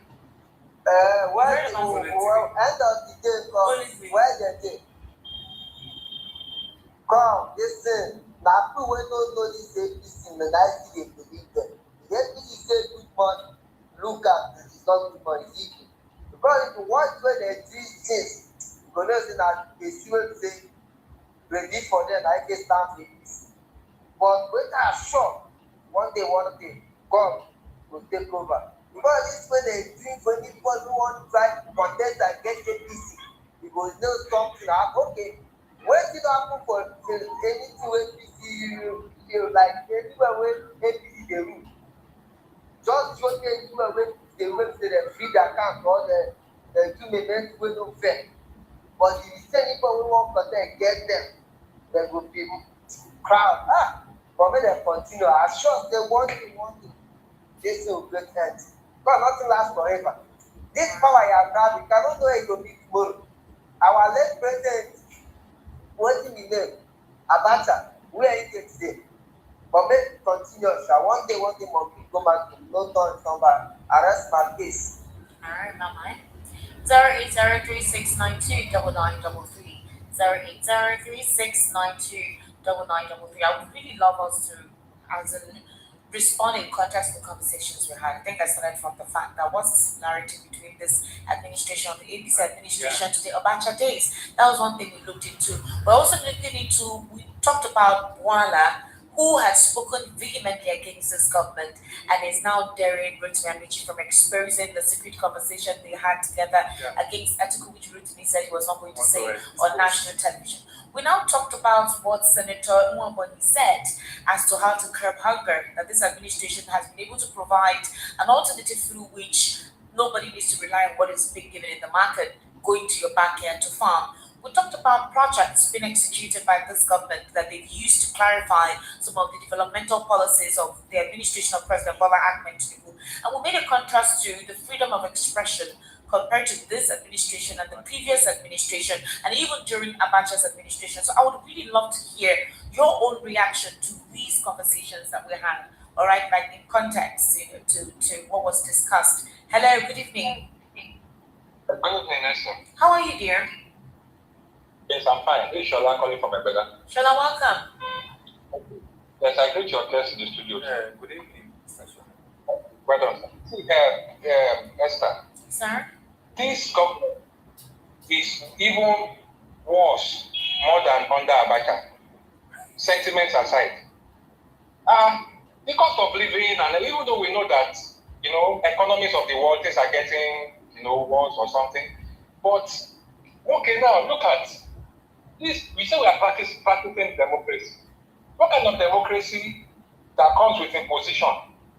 Democracy that comes with intimidation? And if you look at this present president, even right from when he was the governor of Lagos State, I make bold to ask, what are his achievements apart from making sure that Lagos State generates revenue? And it was even his tax consultant company. The projects being made in Lagos they were made by Fashola. Ambode for me is not above Tinubu. Can Tinubu be compared with the Jack Condes of people? Even Ambode, even Fashola, what he has succeeded in doing is that his own kind of democracy is mafia style. The only people that are benefiting from his government are the people that are under the mafia style governance, like the Agberos, like the GACs, he has his own settings of people. His government is elitist. So, and you cannot talk, even if you talk, they want to impose their own case on you. So, it's worse, so it was. Let me run on by saying this, there's a justification of Atiku going to lobby, because even this government is the one that started. I've not heard of governments doing lobbying before. Now they lobby. If they succeed in meeting Trump, I can tell you they will use that as an achievement again. And again, it will be an achievement for the government of propaganda now, lies and deceit. They are going to use it. Do you know that even this release, not even rescue of the Oriri, it was a release, not rescue. Yeah, what I heard teacher of said, the yes. She said that it was. It's a release. And even some of the villagers that restrict those people, one of them said, when they were happy, he said, it's to vote. To vote is the next thing. You understand? So these are things that we hate them. And Nigerians, one thing again, Nigerians, stop depending on others. If you only save yourself, Trump, this one, they have their own interest. Trump is transactional. You understand? The moment they meet, the best thing is that let Trump maintain that distance. If not, I'm telling you, this man will go away. He will go away with it. He will snatch it again and nothing will happen. Nigerians are the ones that will defend themselves. Let me rest my case for others. All right, Shala, thank you for calling. Hello, good evening. How are you? What's your name, sir? Your voice is low. Peter, calling from where?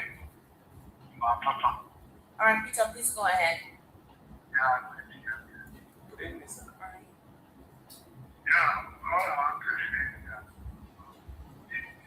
Peter, can you speak out, like for real? I can't hear you. Yes, please raise your voice and speak. Go ahead. I say that somebody can be delivered or can change when set up for them suppressing the person. But every cell cannot stay.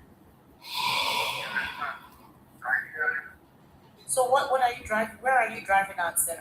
What I'm saying is government, no matter what, if this president can never get because we get that thing. We get that thing. We get people we used to respect. Sir, I told you to project. Speak up, please. Can you hear me? Speak up, yes, speak up. You're swallowing your words. You said the way you used to what?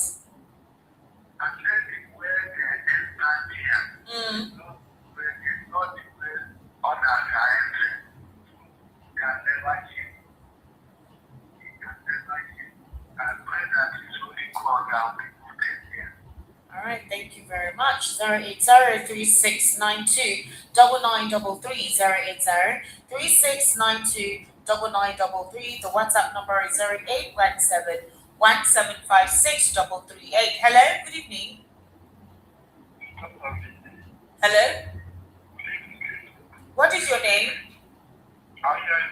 Yes, what's your name? My name is Evangelist Humphrey.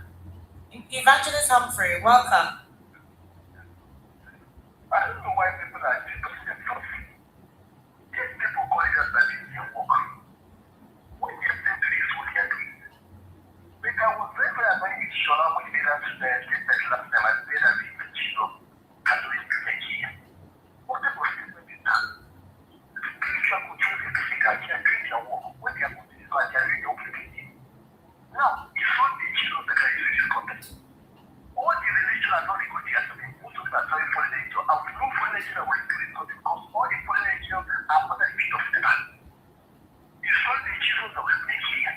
No water cold. Put in heaven and inside the water. People want to cannot do it. Let Nigeria go their food. Without God intervention to children, it can't be done. It can't be done. Don't you are complaining that you see something wrong. You complain to the concrete school. I don't mention everybody complaining. If that person won't preach, then do what it is. Let us help.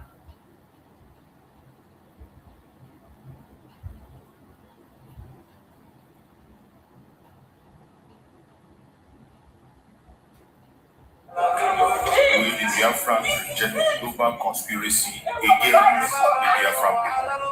This comment uses media to demand unconditional release of the Prime Minister of the United States of Biafra, PM Simon Ekpa, who the Finland authority have held incommunicado for long now. They say they are investigating, and it's been months up to now. No charge has been brought against the Prime Minister of the United States of Biafra. We hereby demand immediate release, unconditional release of the Prime Minister Simon Ekpa. The global conspiracy against the Biafrans is unacceptable. We will never accept it. Doesn't matter how they try to paint it, the whole world is watching. And it is sad that the world is watching atrocities committed against the Biafrans. PM Simon Ekpa is only asking for the freedom of the people. He's only defending his own people, trying to save the innocent life. Free PM Simon Ekpa now.